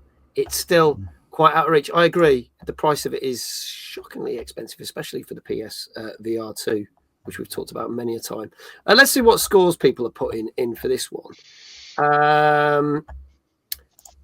Jenny says a meh 7 on that one. Danka says a VR etiquette expert here, 8. Ooh. Lude Fang, bloody hell, that's generic, 4. Hello Plizzy, 5.5. Gozzo, also an 8. Enigma, 5. Macobster 7, iQuell 5.5. The scores are lower than higher. Wembley says an 8. Flame says 5.5. Chaotic 7.5. Mr. Johnson 5. Kindred 8. Sophie 2. Blimey. Yeah, wow. Okay, well, Stuart, we'll start with you. What do you reckon this got? I'm going to go for 8, which is the standard 7 plus another one because there's not that much competition in the VR game circuit. So yeah, 8. 8. Okay, 8 it is. Dave, what say you? 7.5. 7.5. Okay. There's a couple of people who said 7.5, a couple of people said 8, and then there's a lot of scores that are a lot lower than that. Folks, this is your last chance. This came out last Thursday on Steam VR and PS VR 2. This is Arken Age. And if there are no more scores, I can tell you that, Stuart, you have recalibrated. Yeah, that one, calibrated correctly. Yet again. Yes, again, because you have got sound judgment because it was an 8 out of 10. So well done. Yourself, Kindred, Gozzo, Wembley, Danker, all got it right. Congratulations. There are the links. Go follow Stuart if you're not doing so. Thank you. Coming in with a 6 there, just after. There you go. But yeah, 8 out of 10. So a lot of people not liking it, but if you did like the look of it, maybe go try it. So there you go. Now I'm going to move on to a bit more serious and sad news, unfortunately. And this isn't a new story from 2 weeks ago. This is actually a new story that happened the back end of last week because it's the second time this year already that there have been layoffs at Microsoft. So this time, and just to clarify, this is not the layoffs from 2 weeks ago. This is layoffs that happened last week. And I mean, what a way to start a year, isn't it? Literally come back to your job to find out you're being laid off. But apparently they're doing a number of layoffs from the gaming, security, and sales divisions. And that means there has been over 2,500 people laid off from Microsoft in over a year because there was, just as the acquisition with Bethesda happened at the start of last year, over 1,900 people were laid off. And then there was another 640 last year. Now, we haven't got the exact figures on what the layoffs. Microsoft have said, but there's no official comment, that these are not substantial numbers from these last 2 layoffs, but still, layoffs are layoffs. It does worry me because Microsoft keeps seeming to change their message. Oh, we don't need to do a next-gen refresh. Oh, we're not so worried about this. We're putting out these things. I mean, Phil Spencer had a face like a slapped arse at the Game Awards when he stated that about all the companies were doing layoffs, and he was in the front row and they put the camera on and he was just like, I'm not saying that other companies are not, because obviously other companies have been doing layoffs as well, but Microsoft have got rid of a hell of a lot of people. Microsoft, one layoff is a substantial number. Exactly that. Any layoff is substantial. Exactly. And sadly, this isn't going to end, especially if they have UK studios, due to, we're not talking politics, impending tax changes. So, where do we think this is going to end? Or is it going to end? So things really don't feel good at Microsoft gaming-wise, do they? I mean, Xbox is feeling more and more like it's going to end up as a subscription service or something for the bloody PlayStation, you know. Sort yourselves out. It really is. It's just not a good industry to be in at the moment, is it? No. It's just layoffs wall to bloody wall, you know. Yeah, it's not nice at all. Kindred said there's potential Ubisoft too. Well, obviously, news story from the other week, Assassin's Creed, we talked about on last week's show, been pushed back another month. And they're looking to get someone to basically salvage the company and buy shares in it. So Ubisoft might not be Ubisoft for much longer. We haven't got all the ins and outs on that, so we won't. But that is worrying because Ubisoft has done a lot of layoffs as well. Lineup must go up. They did kill off Tango, their only Japanese studio, just after they said wanted more games like they were made. I know that was ironically one of their most award-winning games. They then basically got rid of Tango Gameworks, which luckily was one of the few ones that did get rescued. But ironically, they got rid of them all just as they put it out on PlayStation, which I thought was horrendous. Dave, any thoughts on this? I think most of this has already been said, hasn't it? I think there are going to be loads more this year. So I think the AAA space, it's just getting too expensive to make the games. They're costing too much. They can't make the money back on them. there's only some way you can spend a stupid amount of money and make it back. That'll be like GTA 6. It'll be the next COD because the CODs cost like, I think, was it not the recent one, the one before Cold War cost like 700 million to make. Yeah. I mean, it's a popular series, so it would have made that back and more, especially with all its battle passes and shit like that. But you think about that sort of money to make a game, it's just ridiculous. It's not sustainable. So I reckon the big companies probably going to go tits up or break up. Ubisoft has got loads of studios scattered around the world. It'll probably have to break them up, sell bits off. Yeah, it's worrying when a game costs more than a blockbuster film these days to make. That's worrying. I know, it's a ridiculous amount of money that gets spent on the AAA side. It just doesn't seem that it is sustainable. Management at Xbox needs to be replaced. If Xbox goes under, who knows how aggressive Sony will get. True. We messed when they got rid of the devs who made Hi-Fi Rush. Nothing is safe. Reviews mean nothing to them, clearly. I agree. I feel like Xbox will ditch consoles and just stick with Game Pass and put all games on there. Maybe that's the way they're going to go, subscription service. Certainly feels like it. Yeah. If they are going to bring everything out on PlayStation and PC, it does make you think, well, what is the point of owning an Xbox in the next gen? Yeah, exactly. At the moment, I can't see a reason to buy one. And a PS5 Pro came out, as we know, which we felt was overhyped and far too expensive. But then Microsoft turned around and said, we're not doing a mid-gen refresh, which does feel like we can't be bothered. But there you go. Heard a rumor that Ubisoft wants to go private as the current shit show has destroyed company. Probably true. There is no excuse for a game costing more than 100 million. I also agree with that. There you go. But yeah, our hearts and prayers go out to all the people that have lost their jobs over the last 2 weeks from Microsoft and, of course, any other gaming company, because, as Stuart said, it has been a rough couple of years in this industry. We just need to do everything we can to help keep it going. So all our thoughts and prayers goes out to that, people. Hopefully you can find jobs in the industry that you love. So there we go. Let's move on to our final number of games. Let's see. Big Jesse says, across the rest of the business, Microsoft is shit at hardware and does everything cloud subscription. True. Will says, GTA 6, cough, cough. We will see. We want storylines, not graphics. Also agree. That guy at the Game Awards deserved his award. Oh, yeah, the guy that helps all the people get their jobs. Yeah, I agree with that. I thought that was a nice touch. But it was funny that he was doing his speech and you had a load of people in the audience who basically laid off thousands and thousands of people. It was almost like, you lot can eat shit. It was almost a finger-pointing exercise, which I think they deserved. So hopefully things will turn around, because we've had too many years of this, frankly. Let's move on to our next game. Now, this is a game that I will be streaming tomorrow. This came out on Friday. It's out on PS4, PS5, PC, and Xbox Series X and One. This is Dynasty Warriors Origins. I'm looking forward to playing this. If you want to see me play this, tune in at 8:30 tomorrow. Let's have a look at the trailer for this one. Here we go.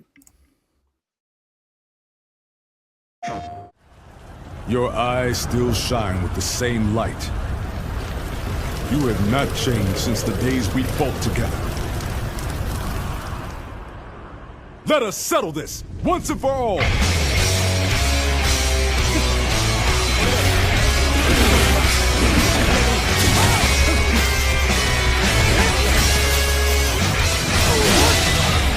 We stand on a battlefield amidst a turbulent world. A worthy individual must step up and fix it. Neither strength nor reason will bring an end to the chaos. I will not forgive you for putting my men in danger for the sake of your pride. Death to the Hun! The yellow heaven rises!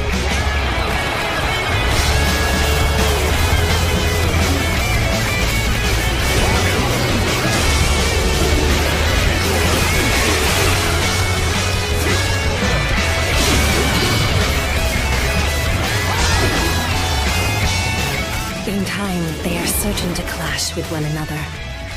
When that happens, with whom will you side? Your decision will set the course of our future.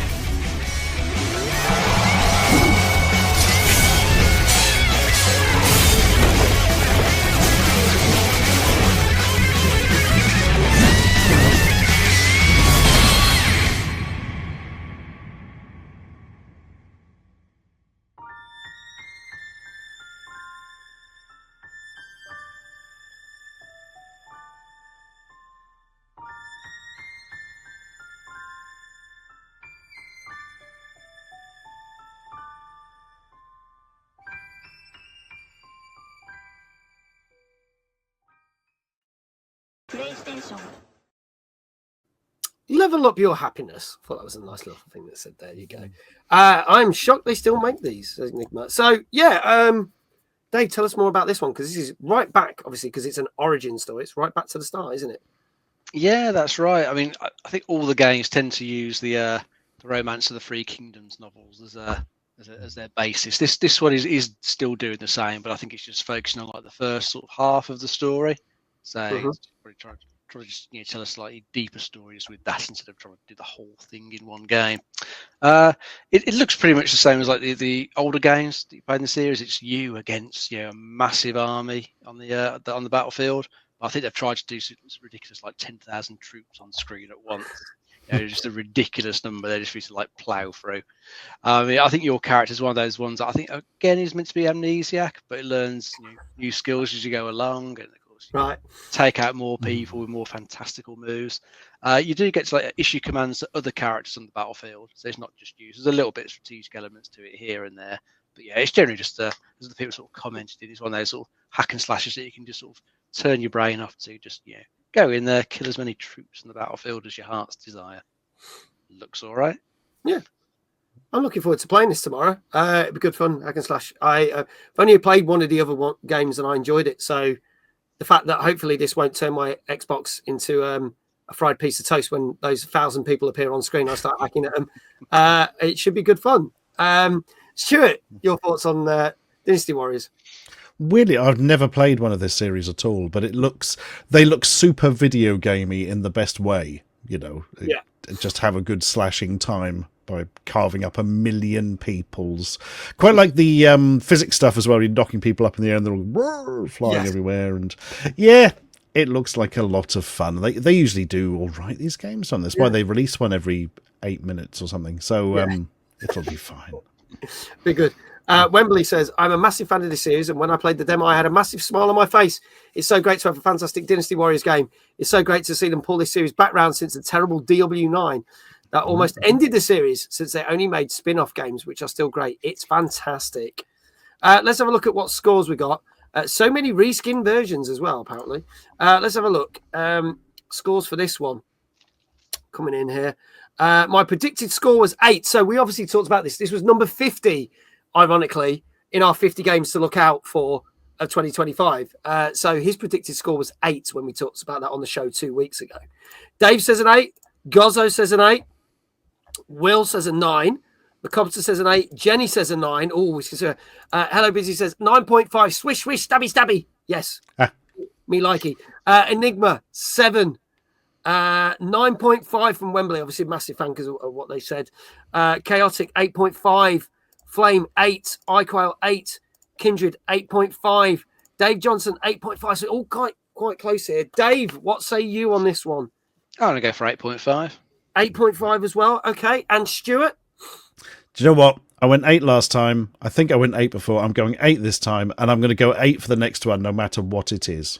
Okay. All right. So you've now put your scores in for the penultimate. Yeah, that's it. I'm just 8s all the way now. 8 all the way. Okay. Yeah. Will he regret that? We shall see. Stay tuned for further information. Legendary JL 8.5. Hello, buddy. Good to see you. Lude Fang says 9, and Dave says you're brave. Nope, just stupid. Yeah, there you go. Turtles all the way down. All right. So, if there are no more scores, I can tell you that this is Dynasty Warriors Origins, which came out last Friday on PS4, 5, Xbox Series X, S1, and PC. And you can watch me play it from 8:30 tomorrow evening. And this got 8.5. Ooh, nice. 8.5. Now, did get some reviews as high as 9 out of 10s, and it was getting a lot of 8s as well. It was very close to getting an 8, but this is one of those over the weekend where it creeped up by a couple of points because of reviews coming out. There's even reviews like landing literally last night. So I was like, well, I better count them otherwise. There you go. So 8.5 for that. Well done. So, Dave, you got one right, my dear friend. You got one right. Finally. First one of the night. I hope the 2025 isn't the year that you're slipping on this, but at least it's a good start. Let's see who else got right, and I'll ask Dave how he was. Get a shout out for JL, Mr. Johnson, Kindred, Chaotic. Who else said 8.5? Scrolling up. think that's it. Dave, now some of you might not know that Dave here does not stream, so we have to find a clever way of giving him a shout out. How would you like your shout out, Dave? Oh man, this is the 200th episode. How about 200 spins on the chair? You can get 400 it is. Tell you what, how about, because when I recorded that thing that's now being used as a sub thing, I did 9 on that one. Yep. How about we do 10? Go on then. That will do. I'm already regretting this as I say this. Here goes, everyone. Best of luck to you. Yeah, clever is a strong word for it. There you go. Shave me head. I haven't got things right now, but here we go. This is for Dave. Also, show your appreciation to Dave by exclamation Dave in chat.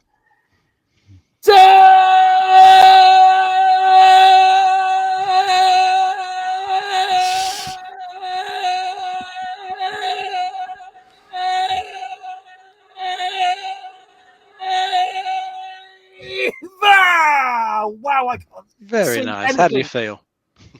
I don't know. I cannot focus. Oh, there you go. Give me 30 seconds. We'll be Reeds. Woo! He got a good spin on there. Thank you. There we go. Impressive. Thank you. Ah! There we go. We're back. There you go. Right. So, moving on to our final game of tonight. Why I just gained my focus back. Stuart has fallen asleep. I think he was just protecting his ears from the mass noise coming from my gob. There you go. I was actually checking texts from Dave. None of them abusive, weirdly. That makes good. a change. Well done, Dave. He did say he was going to behave, didn't he? So he's done well. We got a round of applause for Dave. Good not being Dave. abusive. There you go. I imagine his little legs swinging round the chair when he does that. Thank you, Sophie. Whatever turns you on. Our final game of the night. This also came out on Friday on PS4, 5, Xbox Series X, S1, Switch, and PC, and is another remaster. I said there was a couple of remasters. Oh, God. Yes, it's another remaster. Unbelievable. And this is, and let me get the title right because I know I'll probably get this one wrong. This is Tales of Grace F Remastered. Let's have a look at the trailer for this. You can put what you think F stands for once you watch the trailer. Here we go.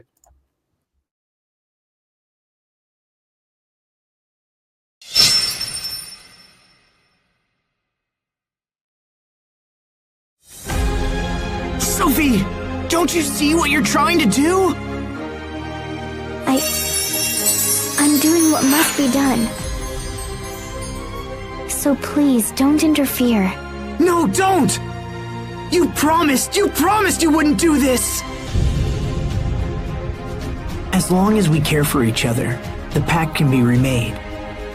Is it really so crazy to hope? I rule this country now.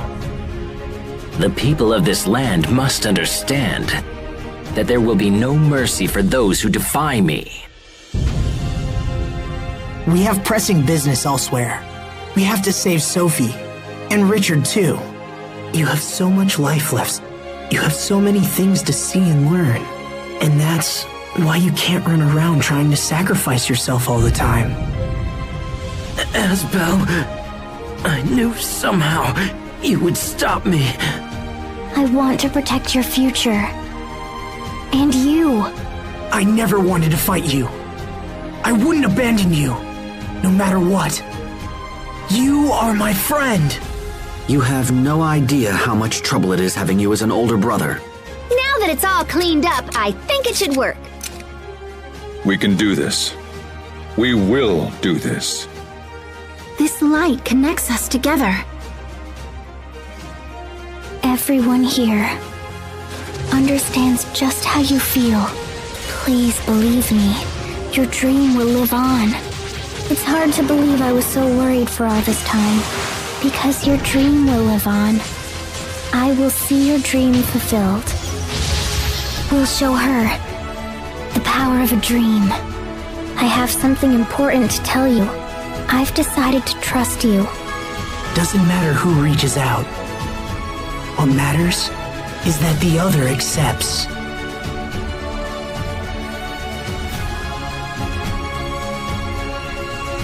Now, take my hand.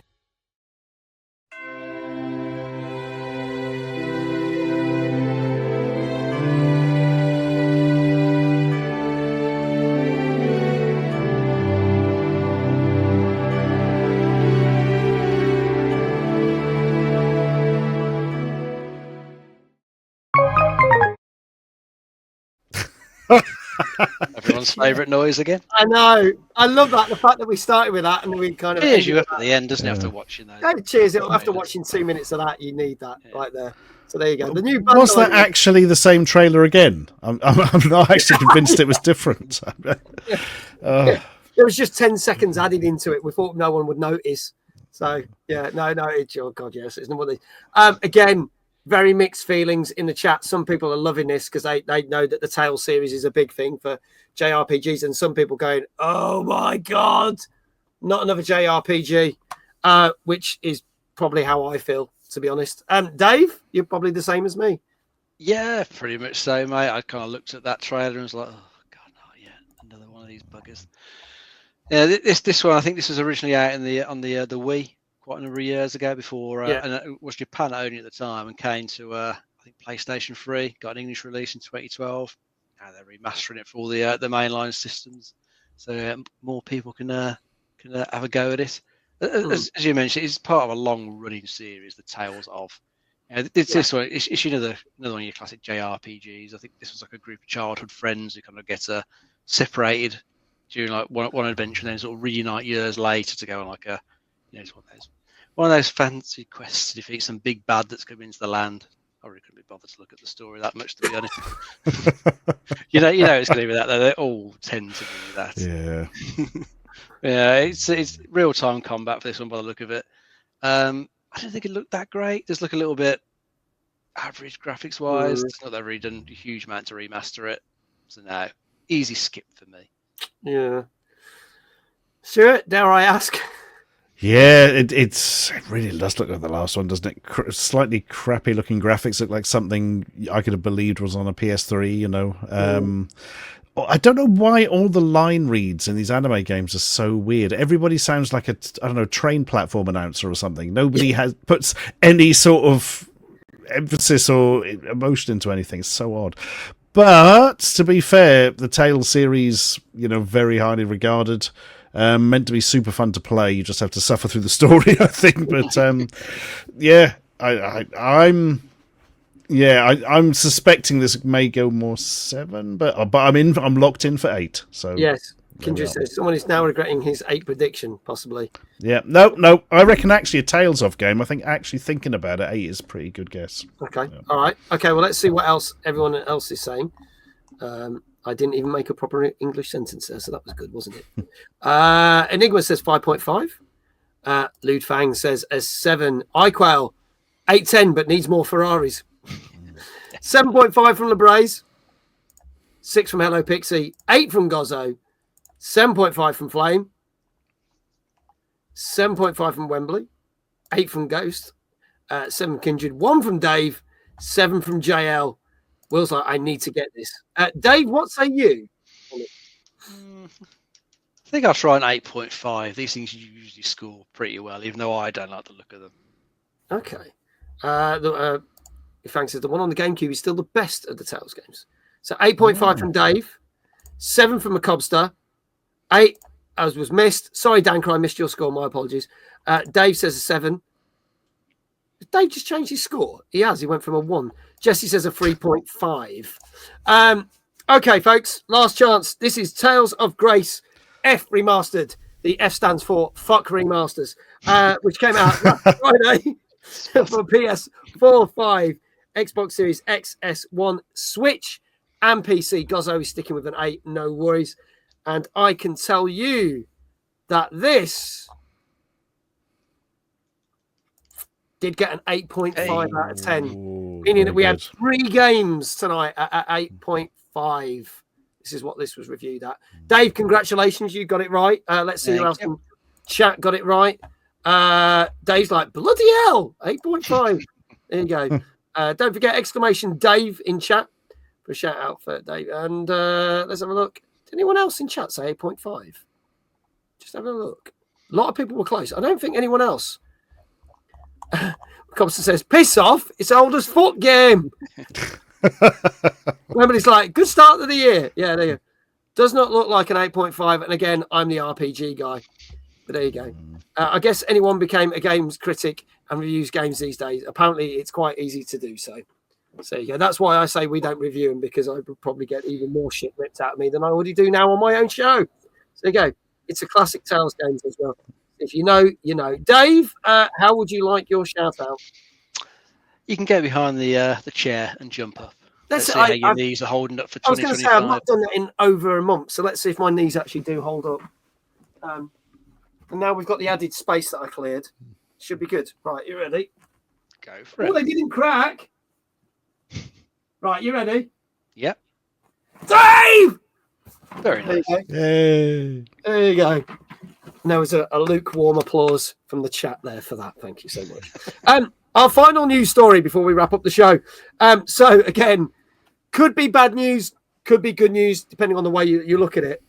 But Sony have decided to cancel, and this was, I think, on Friday this was announced, cancelled 2 more multiplayer games. One of them being a God of War multiplayer game. Now, going back a couple of years ago, they said they had commissioned, was it either 12 or 16 games that were all going to be multiplayer based. Now, in 2023, we all know that the new Last of Us multiplayer game got completely scrapped. And then last year was a bit of a mixed bag, because Helldivers 2 released and was one of the fastest selling PlayStation games of all time, because it also came out on PC. And that was a totally online game, has gone on to win numbers of awards. However, that was completely polarized when we got to the summer, when Concord was released to literally no announcement and lasted 3 weeks before the whole game and the studio was shut down. Now, this the 2 studios that are in question, we don't know what the other game was, but one, as I said, is Ben Studio, and the other one was Blueprint, and Blueprint was the one that was working on the God of War game. So this means that they're now scrapped a number of games. Now, they have stated that these studios are not being shut down. Before anyone says they're going to shut them down, they've stated they're not being shut down. They are looking to put them on other projects to basically get them moving on other stuff.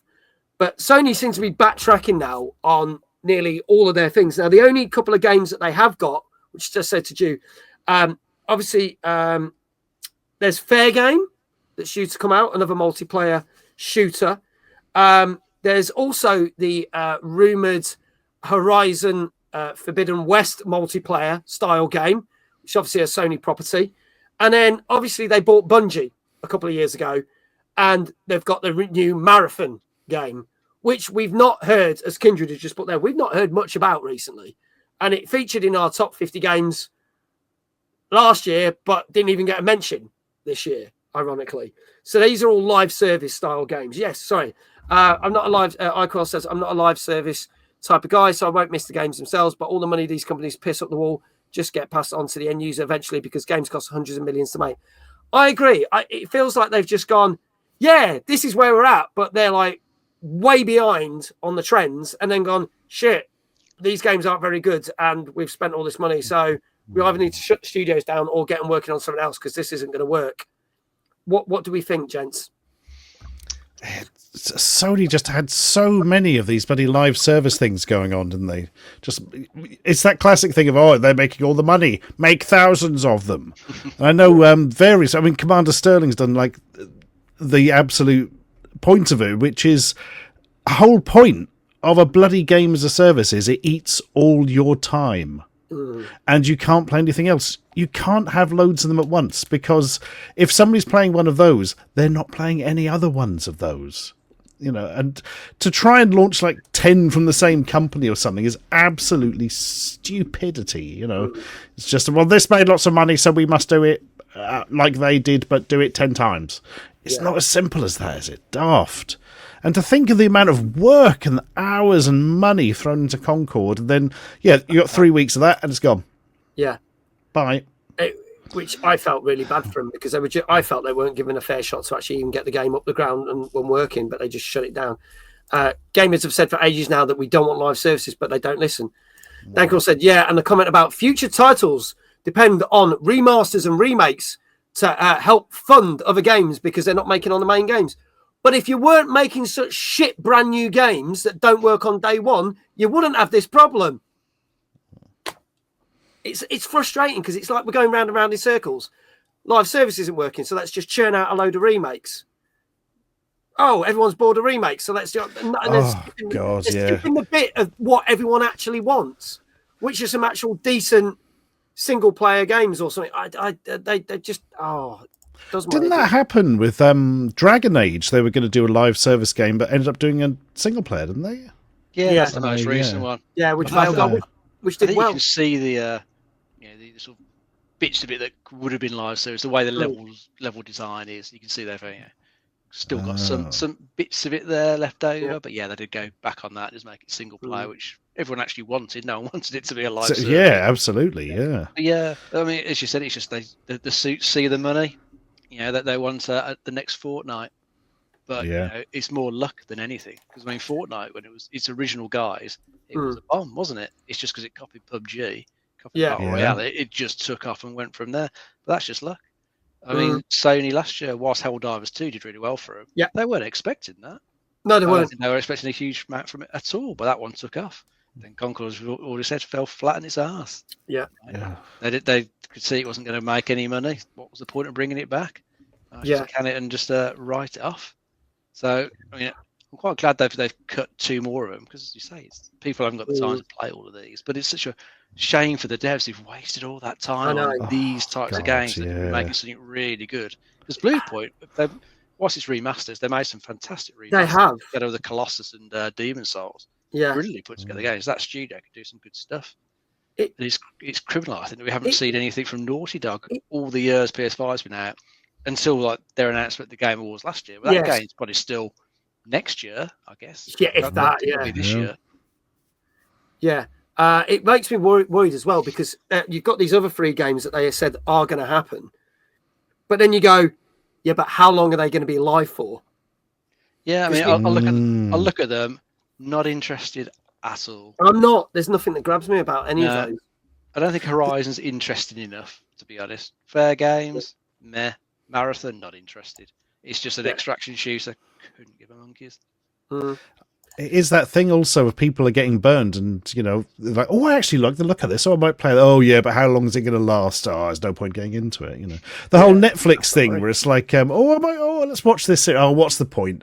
They'll just completely cancel it after series 1 and we'll never know what happened. And people don't start watching as a result. You can't keep doing this and expect people to just not notice, Very, very frustrating. Wembley says Sony oversaturated the market. Last month, Square pulled Foam Stars. It's pretty much ripping off Splatoon. I remember that. We covered that and we actually played it. Came out February 6th. It was free on PS Plus for 1 month and then you had to pay for it. But a game that was a very poor Splatoon ripoff, no one wanted to pay 30, 40 quid for. Ooh. And it died on its arse. Also, obviously, literally last week, we got the final part of Suicide Squad. The game that's not even been out 12 months. It would have been 12 months next month. They basically rushed the end because no one could be bothered to play 13 seasons of the same thing and again. Did 4 seasons and went, here's your ending. And they didn't even do a proper cutscene from it. They did a thing and went, it's all right. And I'm going to do spoilers now because nobody cares about the game. The Justice League aren't dead. They were all clones. There you go. Happy ever after. And you go, what? Brilliant. What was the point of that whole game? If you look back at old games, none at all. Oh no, E3, you can count out how many are no longer. I know it's sad. It's very, very sad. But there you go. I said that about Warframe.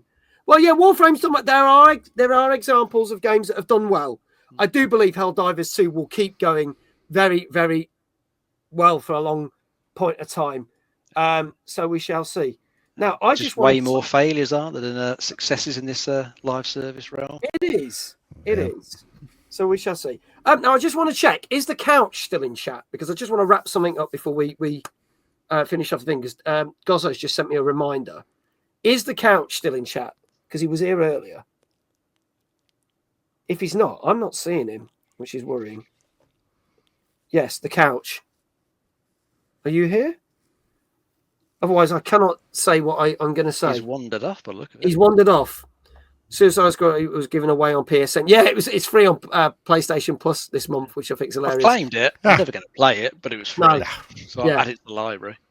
He's probably lurking. All right. Anyway, all right. So what I'm going to say is, because our guests next week, ladies and gentlemen, will be the owner and the community manager of Debug Magazine. That is Dan and Nick Crocker will be here. Dan is actually the couch in the chat.